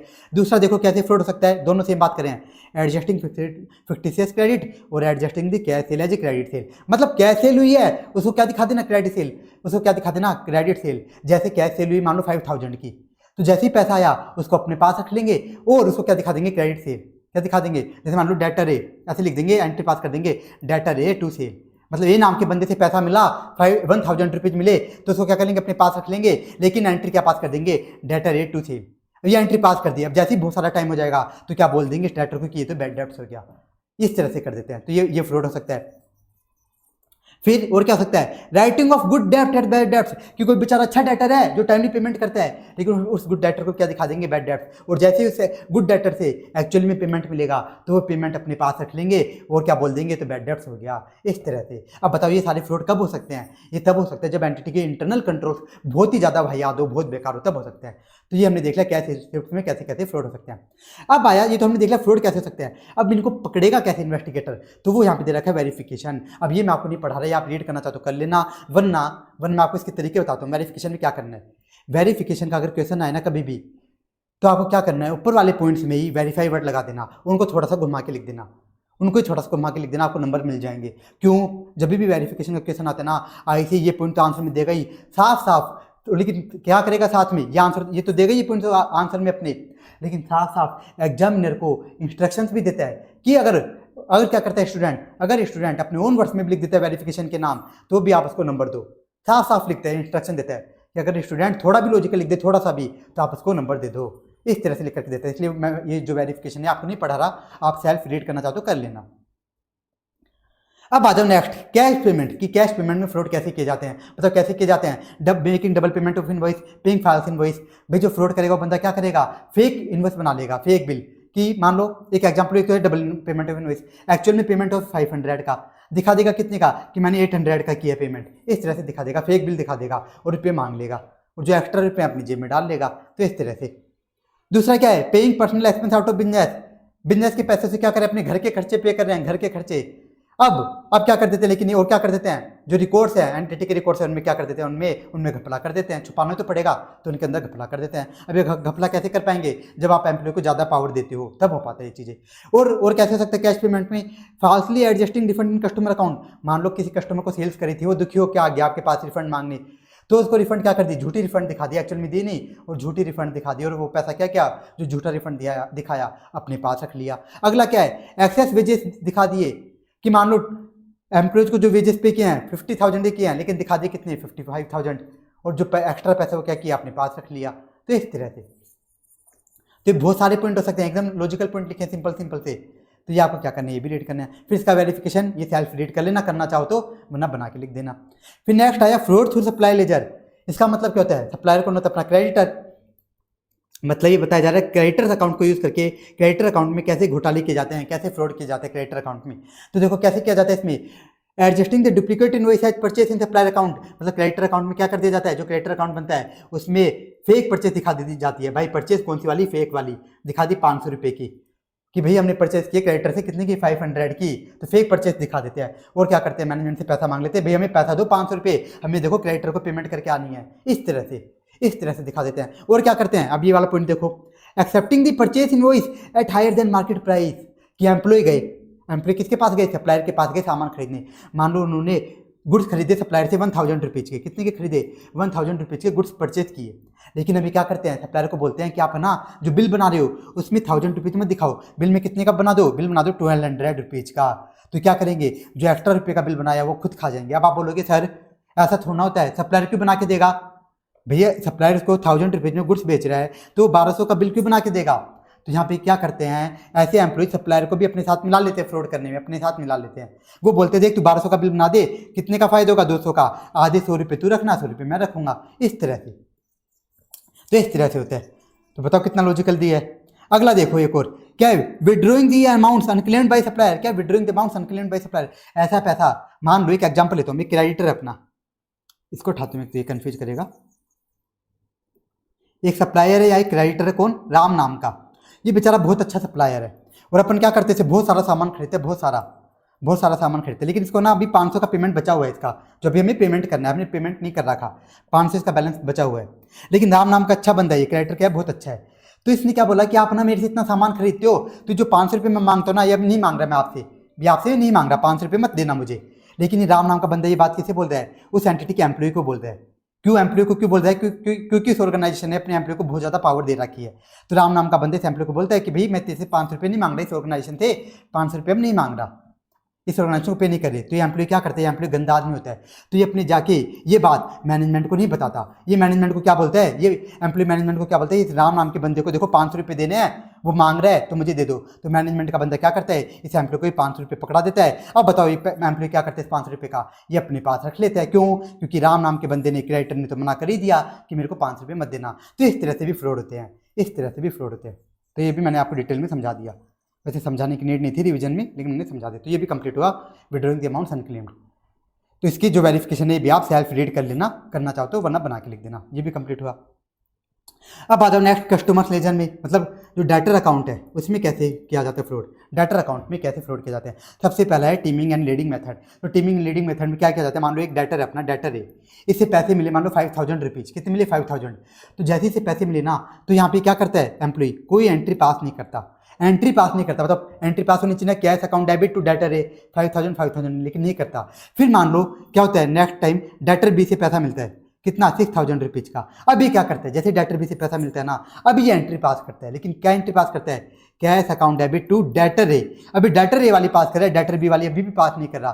तो इस तरह से साइकिल चलती रहती है, इस तरह से क्या करता है, पैसे खा जाता है। इस तरह से फ्रॉड होता है टीमिंग एंड लीडिंग मेथड में। तो क्या टीमिंग एंड लीडिंग मेथड। अब नेक्स्ट देखो क्या है, मिस एप्रोप्रिएट, एकदम सिंपल सा लिखा है, तो आप मैंने पढ़ाया भी है। Misappropriate the amount collected from debtor as a rebate. Debtor से जो पैसा आया उसमें क्या दिखा देगा कि हमने उसको छूट दे दी। मान लो कि 1000 रुपये आए, बोल देगा 100 रुपये की हमने इसको रिबेट दे दी, जबकि कुछ रिबेट नहीं दी, तो ये 100 रुपये क्या है खुद के पास रखेगा। नेक्स्ट देखो, ये भी एकदम ईजी था, crediting the amount received from a customer to account of another customer and subsequently withdrawing the amount wrongly credited। तो आपको समझ नहीं आ रहा होगा, लेकिन एकदम इजी था। इसमें क्या करता है, जैसे ही किसी अपनी डेटर से पैसा मिला, तो ये क्या करता है, जैसे मान लो डेटर से पैसा मिला, कितना 5000 का पैसा मिला, तो ये क्या करता है, जैसे पैसा मिला तो यहाँ पे एंट्री पास करता है, पास करेगा cash account debit to debtor. लेकिन यहाँ पे गड़बड़ी क्या कर देता है, अमाउंट भी सही लिखेगा, सब सही लिखेगा, लेकिन यहाँ पे डेटर का नाम चेंज कर देगा। जैसे ही डेटर से पैसा मिला, कितना मिला 5000, तो एंट्री भी पास करता है, लेकिन गलत एंट्री पास कर देता है। यहाँ पे लिख देता है कि जो पैसा मिला किसी मिला, डेटर बी थे। इस तरह से एंट्री पास कर देता है, और जो कैश है वो क्या करता है, अपने पास रख लेता है। फिर जब बहुत टाइम हो जाएगा तो बोलेंगे भाई डेटर बी है, जो डेटर बी है वो कहाँ गया, डेटर बी है कौन, तो क्या बताओ, डेटर बी नाम का कोई बंदा है ही नहीं, मान लो एक्चुअल में है ही नहीं, वो तो है ही नहीं, तो क्या बोल देगा, ये एंट्री तो गलत पास हो गई, तो मैं क्या कर देता हूँ, इसको रिवर्स कर देता हूँ, तो एंट्री बना देगा डेटर बी टू कैश। इस तरह से क्या कर देगा, रिवर्स कर देगा। तो इस तरह से करता है। क्या करता है इस वाले में, लास्ट पॉइंट में देखो, वापस से बता देता हूँ एक बार, कि जो पैसा आया उसकी एंट्री तो पास करेगा, लेकिन दूसरे कस्टमर के अकाउंट में पास कर देगा। वो बाद में बोल देगा ये एंट्री तो गलत पास हो गई, इसको मैं रिवर्स कर देता हूँ। वो पैसा तो एक्चुअल में हमें मिला है, लेकिन पैसा ये क्या कर लेता है, खुद खा जाता है। इस तरह से तो ये भी हमारा कंप्लीट हुआ। अब इसकी जो वेरिफिकेशन या सेल्फ रीड कर लेना, करना चाहो तो, वरना खुद भी बना के लिख सकते हो। अब लास्ट फ्रॉड क्या है, इन्वेंट्री फ्रॉड, कि इन्वेंट्री के फ्रॉड कौन करता है, किस तरह से होते हैं। तो ये बताया गया कि जनरली जो एम्प्लॉइज होते हैं वो करते हैं इन्वेंट्री फ्रॉड, मतलब वो इन्वेंट्री की चोरी करके अपने घर पे ले जाते हैं। अब इन्वेंट्री की चोरी करके घर पे तो ले जाते हैं, उसको छुपाएंगे कैसे, उनको डैमेज गुड्स दिखा देते हैं और इन्वेंट्री रिकॉर्ड्स में मैनिपुलेशन कर देते हैं। तो ये सारा काम कब होगा, जब आप एक एम्प्लॉय को बहुत ज़्यादा पावर दे दोगे, तब होंगे ये काम, तब होंगे। तो इस तरह से क्या होते हैं, इन्वेंट्री फ्रॉड होते हैं। अब और क्या हो सकता है इन्वेंट्री फ्रॉड में, किस तरह से चोरी कर सकते हैं, क्या कर सकते हैं ये, इन्फ्लेटिंग द क्वांटिटी जिस फॉर प्रोडक्शन।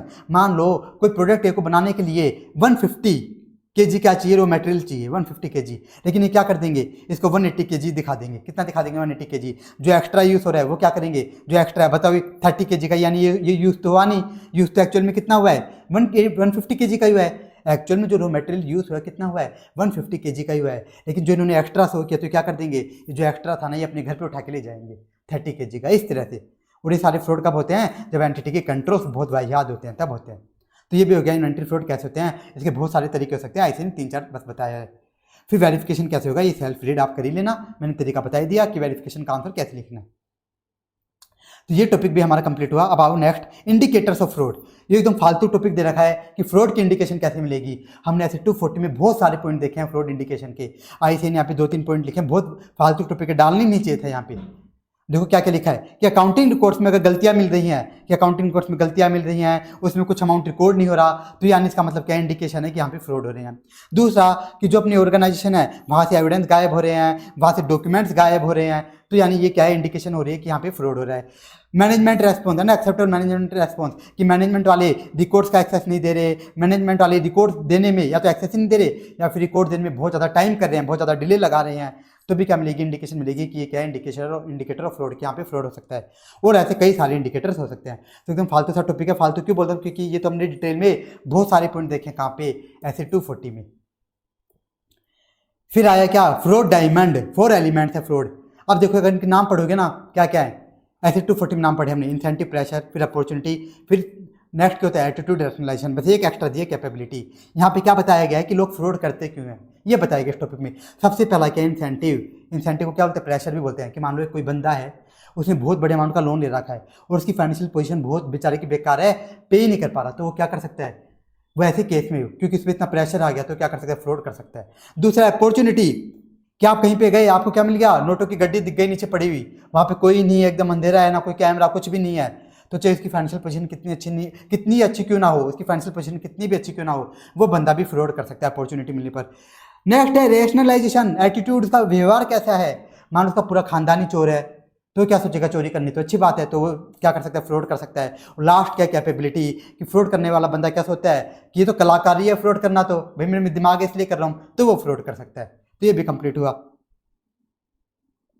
और लास्ट क्या है अपना, ऑडिटर्स एबिलिटी। देखो क्या है, auditors ability to detect fraud. क्या पढ़ने जा रहे हैं, auditors ability to detect fraud depend on factor such as, कि ऑडिटर कि ऑडिटर फ्रॉड को पकड़ पाएगा कि नहीं, किन फैक्टर्स पे डिपेंड करेगा कि एक ऑडिटर फ्रॉड को पकड़ पाएगा कि नहीं, ये किन बातों पे डिपेंड करेगा। एकदम लॉजिकल पॉइंट लिखें। क्या, सबसे पहला स्किलफुलनेस ऑफ परपेट्रेटर, कि जो बंदा फ्रॉड कर रहा है वो कितना स्किल है, उसमें कितनी स्किल है। अगर मान लो वो लल्लू पंजू हुआ फ्रॉड करने वाला तो आराम से पकड़ा जाएगा, लेकिन फ्रॉड करने वाला क्या हुआ, एकदम स्किलफुल हुआ, बहुत ज़्यादा एक्सपर्ट हुआ, तो उस फ्रॉड को पकड़ना मुश्किल होगा।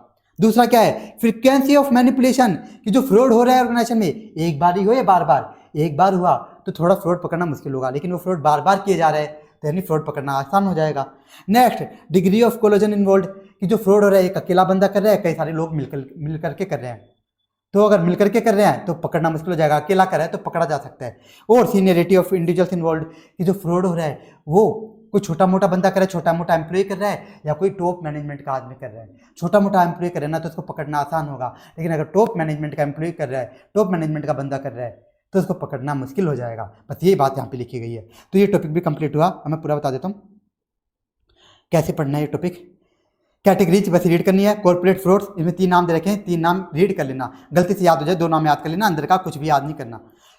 फिर आया fraud at operational level employees, कई सारे नाम दे रखे हैं, जितने याद हो जाए 2 से 5 पॉइंट जितने याद हो जाए उतने कर लेना, अंदर का रीड। इसी तरह से यहाँ पे क्या करना है फिर कि कौन कौन सी सिचुएशन में कैसे फ्रॉड हो सकते हैं, वो कैसे इन्वेस्टिगेशन प्रोसीजर रहेगी, पहले बता दिया कि ये कई सारे पॉइंट दे रखे हैं, आपको जितने पॉइंट याद हो जाए उतने कर लेना, क्योंकि इन्वेस्टिगेशन बड़ा चैप्टर है, यहाँ पे जितने हो जाए उतने कर लेना। वेरिफिकेशन वाला है ये, तो मैं यही बोलूँगा, बस रीड करना चाहो तो रीड करना, याद मत करना, अपने मन से बना के लिखना जितनी भी वेरिफिकेशन है, और बाकी में जितने पॉइंट याद हो जाए कि इन्फ्लेटिंग कैश पेमेंट में फ्रॉड कैसे होगा, सप्लाई लेजर में कैसे होगा, जितने आपको याद हो जाए उतने कर लेना।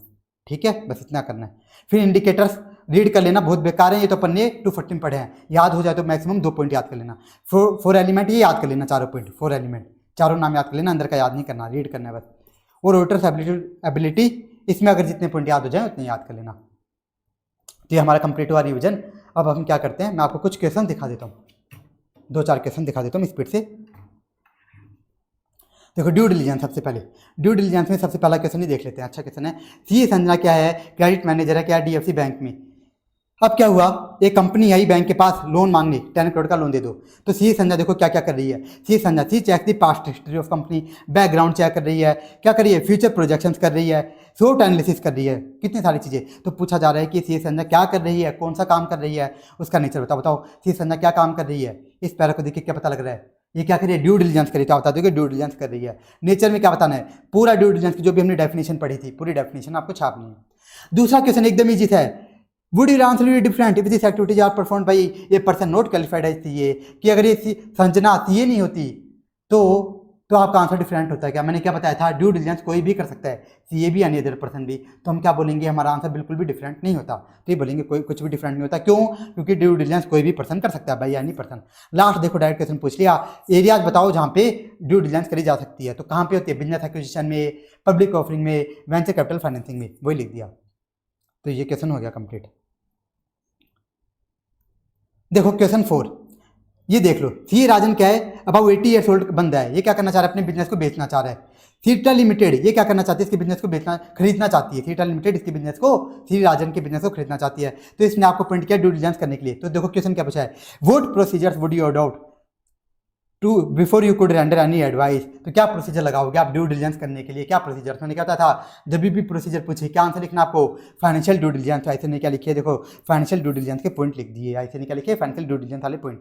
अब आप बोलोगे सर ऊपर क्या लिख दिया, तो ऐसे का पुराना क्वेश्चन है, इसमें ऐसे इस तरह से लिखता है, मतलब इन्हीं बातों को देखो दूसरी लैंग्वेज में भी लिख रखा है, तो आपको नहीं पढ़नी, बस आपको ये पॉइंट देखने हैं नीचे वाले। तो ये क्वेश्चन भी कंप्लीट हुआ, ये डायरेक्ट क्वेश्चन है, एकदम डायरेक्ट है, कोई दिक्कत नहीं आएगी आपको, मोस्टली क्वेश्चन एकदम डायरेक्ट है बस इसके। ये लास्ट क्वेश्चन है, इसमें क्या दे दिया, कंपनी दे दी, वो एक दूसरी कंपनी का क्या करना चाह रही है, तो बता दिया कि उस दूसरी कंपनी की स्ट्रेंथ क्या है, वीकनेस क्या है, तो आपको बताना है देख करके कि इसकी स्ट्रेंथ क्या है, वीकनेस क्या है। जैसे कि एग्जांपल लूँ, लिखा है कि उस कंपनी की सेल्स इंक्रीज हो गई, तो ये क्या होगी बताओ, सेल्स इंक्रीज हो गई, ये हो गई स्ट्रेंथ। दूसरा बताया कि क्या कर रही है, कैश प्रॉफिट जनरेट कर रही है, तो ये क्या होगी, टारगेट कंपनी की स्ट्रेंथ है। हम क्या करते हैं ड्यू डिलीजेंस में, शॉर्ट एनालिसिस तो करते हैं, तो ये वो क्वेश्चन है, और ये ज़्यादा काम का क्वेश्चन नहीं है, पढ़ना चाहो तो पढ़ लेना, बस ज़्यादा काम का क्वेश्चन नहीं है वो। अब आ जाओ इन्वेस्टिगेशन के क्वेश्चंस कर लेते हैं, कुछ अगर अच्छा क्वेश्चन है तो देख लेता हूँ मैं। देखो क्वेश्चन 4 इसमें स्टूडेंट को डाउट आता है, क्या है, मिल्क लिमिटेड क्या कर रही है, ये जाएंगे in the business of manufacturing milk products, क्या कर रही है, मिल्क प्रोडक्ट्स बना रही है। अभी जो मिल्क लिमिटेड का मैनेजमेंट है ये क्या करना चाहता है, अपने बिजनेस को और एक्सपेंड करना चाहता है। अब बिजनेस को एक्सपेंड करने तो इसे क्या चाहिए, इन्वेस्टमेंट चाहिए। तो बताया गया management was looking for some investors. अब एक मिस्टर एक्स कौन है, मिस्टर एक्स एक इन्वेस्टर है। Mister X is interested in the venture and appoints you to act as an adviser to the propose investor. Mister X क्या करना चाहता है, इन्वेस्टमेंट करना चाहता है और ये आपको इन्वेस्टिगेटर के रूप में अपॉइंट कर रहा है। तो you have to investigate the audited financial statement. अब देखो क्वेश्चन क्या पूछा है, what process will be used for checking and whether you can put reliance on already audited statements of accounts. किस क्या पूछा, whether you can put reliance, दो question पूछे, what process will be used पहला question, दूसरा question whether you can put reliance on already audited statements of account. क्या बताया था मैंने कि जनरली हम रिलायंस कर सकते हैं, भरोसा कर सकते हैं, लेकिन अगर इन्वेस्टिगेटर को क्या लग रहा है कि जो ऑडिट है कैजुअली करी गई है लापरवाही में, तो हम उस पर भरोसा नहीं कर सकते। तो वही बात पूरी लिख दी। और अगर फिर हमने एक बात और देखी थी कि इन्वेस्टिगेशन ही क्यों कराई गई है, क्योंकि ऑडिटेड फाइनेंशियल स्टेटमेंट में डाउट है, तो उस केस में हम भरोसा नहीं करेंगे कि if investigation launched because of some doubt, तो उस केस में हम भरोसा नहीं करेंगे। तो सिंपल सा आंसर है पूरा एज इट इज। अब पहला क्वेश्चन देखो, ये स्पेशल पूछा, इसके आंसर में क्या लिखा है इसने कि प्रोसेस क्या करेगा, सेम बात लिखी है, बस लैंग्वेज डिफरेंट कर दी, सेम ही बात लिखी। देखो क्या लिखा है, मैं पढ़ के बताता हूँ आपको कि if account not audited bye qualified accountant. क्या बताया था मैंने कि अगर क्वालिफाइड अकाउंटेंट मान लो अकाउंट्स की ऑडिट नहीं कर रहा या वो लापरवाही में कर रहा है, तो हम क्या बोलते हैं कि इन्वेस्टिगेटर को भरोसा नहीं करना। तो करना क्या है उसको, वो बात लिख दी। तो इन्वेस्टिगेटर को क्या करना, उसकी ड्यूटी है वो क्या करे, खुद प्रॉपर्ली चेक करे। तो उसकी ड्यूटी क्या है कि भरोसा तो ना करे लेकिन खुद से प्रॉपर्ली चेक करे। फिर दूसरा पॉइंट क्या बताया कि अगर इन्वेस्टिगेटर को क्या लग रहा है कि जो अकाउंट्स हैं वो किसने बनाए हैं, वो बनाए हैं क्वालिफाइड अकाउंटेंट ने, कि इन्वेस्टिगेटर को लगा कि जो अकाउंट्स है किसने बनाए हैं, क्वालिफाइड अकाउंटेंट ने। तो बताओ हम क्या बोलते हैं, जब क्वालिफाइड अकाउंटेंट बना रहा है, जब वो एकदम अच्छे से क्या कर रहा है, ऑडिट कर रहा है फाइनेंशियल स्टेटमेंट की, तो हम क्या बोलते हैं कि इन्वेस्टिगेटर को उस पर भरोसा करना होता है। तो वही बात आई थी नहीं, यहाँ पे डिफरेंट लैंग्वेज में लिख दी, क्या किसे क्या करना है, इन्वेस्टिगेटर को उनको करेक्ट मानना है, मतलब उन पर भरोसा करना है। तो बस, तो ये ध्यान रखना, ये क्वेश्चन आए तो सेम ही क्वेश्चन पूछा है, दोनों में दो क्वेश्चन पूछे हैं तो दोनों क्वेश्चन सेम ही है, बस इसमें आंसर की लैंग्वेज थोड़ी सी डिफरेंट कर दी और वो लैंग्वेज मैंने आपको समझा भी दी, तो क्वेश्चन 4 हो गया कंप्लीट। ये सिंपल सा क्वेश्चन, ये भी एकदम ईजी है, डायरेक्ट है, ये डायरेक्ट है, इसमें भी कोई दिक्कत नहीं। तो ये भी डायरेक्ट क्वेश्चन है, ये भी एकदम डायरेक्ट है, ये एकदम डायरेक्ट क्वेश्चन है सारे। कोई भी क्वेश्चन काम का नहीं है कि भाई ऐसा हो जो आपको करवाना पड़े मुझे, ऐसा कोई क्वेश्चन नहीं है। ये क्वेश्चन एक अलग क्वेश्चन है लेकिन एकदम फालतू का है, ओनली रीड कैटेगरी का, बस ये बता दो ये क्या ओनली रीड, हमेशा रीड जरूर कर लेना, एकदम फालतू है, कोई लेना देना नहीं है, स्टडी मैथ का कोई टॉपिक नहीं है। इसको समझा तो देता बिना बात में, टाइम लगेगा, लेकिन ओनली रीड कैटेगरी का है और यह है रिवीजन वीडियो, इसलिए नहीं बता रहा मैं। अब आ जाओ फोरेंसिक अकाउंटिंग। देखो ये क्वेश्चन देखो कितना बड़ा सारा दिया है, क्या क्या चीज़ें दी, पता नहीं क्या अलग होगा, कितना खतरनाक है, लेकिन क्वेश्चन में क्या पूछा है, डिफरेंस बताओ फोरेंसिक अकाउंटिंग ऑडिट के। डायरेक्ट क्वेश्चन है तो आंसर भी क्या होगा, डायरेक्ट होगा, डिफरेंस बता देना, कंप्लीट। ये एकदम सिंपल क्वेश्चन है, डायरेक्ट क्वेश्चन है एकदम। ये देखो क्वेश्चन 4, ये पढ़ देता हूँ मैं, फोरेंसिक अकाउंटिंग का। सीए पुरेंजर क्या कर रहा है, फोरेंसिक अकाउंटिंग कर रहा है, तो वाइल परफॉर्मिंग दी एंगेजमेंट, इसकी टीम क्या कर रही है, एविडेंस गैदर कर रही है। भी हम करते हैं ना एविडेंस गैदर, पहले स्टेप होता है इनिशियलाइजेशन, दूसरा प्लान बनाना, तीसरा एविडेंस गैदर करना। अब देखो लेकिन हाउएवर वाइल डूइंग सो, मतलब एविडेंस गैदर करते वक्त क्या हुआ, team has fail to take care the aspects, वो क्या नहीं कर रही, रिकॉर्ड कीप नहीं कर रही किनका, कि of each person in team gathering the relevant evidence, date of collection and storage of evidence। मतलब क्या नहीं कर रहे, एविडेंस कलेक्ट करते वक्त कोई भी चीज़ों का कस्टडी नहीं रख रहे, मतलब किस टीम के बंदे ने कौन सा एविडेंस कलेक्ट किया, कौन सी डेट को कलेक्ट किया गया और उसका ना प्रॉपर स्टोरेज कर रहे। तो यहाँ पे क्या नहीं है, यहाँ पे क्लियर चेन ऑफ कस्टडी नहीं है। तो बताओ यहाँ पे किस पे क्वेश्चन पूछ लिया, स्टेप थर्ड पे क्वेश्चन पूछ लिया अंदर का। तो हमें क्या करना होगा, पहले स्टेप थर्ड का अंदर की थ्योरी लिखनी पड़ेगी, उसके बाद हम बोलेंगे कि यहाँ पे entity clear chain of custody नहीं रख रही, तो ये क्या हो जाएगा बताओ, ये एविडेंस कोर्ट में इनएडमिसिबल हो जाएगा। तो देखो IC ने वही किया है, सबसे पहले थ्योरी लिख दी पूरे स्टेप की, फिर लिख दिया कि यहाँ पे जो टीम है वो क्लियर चेन ऑफ कस्टडी नहीं रख रही, तो जो एविडेंस है क्या हो जाएगा, इनएडमिसिबल। तो ये क्वेश्चन भी कंप्लीट हुआ। नेक्स्ट क्वेश्चन भी सेम है, आराम से हो जाएगा आपसे। ये भी डायरेक्ट क्वेश्चन है। अब देखो क्वेश्चन 7 एकदम डिफरेंट क्वेश्चन है, इसको समझाने में टाइम लगता है लेकिन एकदम फालतू है, एकदम ओनली रीड कैटेगरी का है, एकदम वाहियात क्वेश्चन है। तो इसमें टाइम वेस्ट नहीं करना आपको, कि अगर आपको समझ नहीं आ रहा तो फालतू टाइम वेस्ट नहीं कर रहा कि आप इसके अंदर इसको रखने लग जाओ, ये पॉइंट रखने लग जाओ, कि सर इसमें तो एकदम अलग क्वेश्चन आगे एकदम अलग आंसर है, तो रटना नहीं है, मैंने लिखा दिया बस ओनली रीड।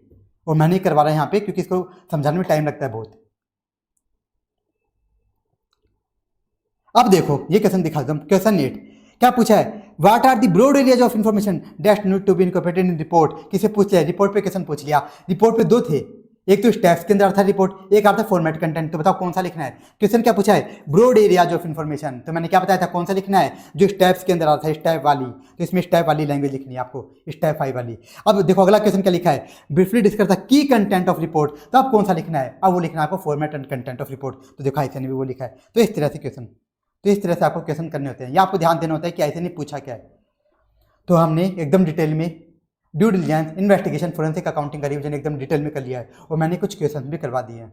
अब आपको ये चैप्टर कैसे पढ़ना है, इसमें बहुत ज़्यादा टाइम नहीं देना, क्योंकि स्टूडेंट को बहुत दिक्कत आती है। अगर आपको याद हो रहा है, मान लो जल्दी याद हो रहा है तो आप अच्छे से पढ़ो, याद नहीं हो अगर आपको तो आप इसमें कम कम पॉइंट याद कर लेना, रीड सारा कर लेना एमसीक्यू पर्पस से, और याद कम कम पॉइंट कर लेना, बस इस तरह से इस चैप्टर को आपको करना है।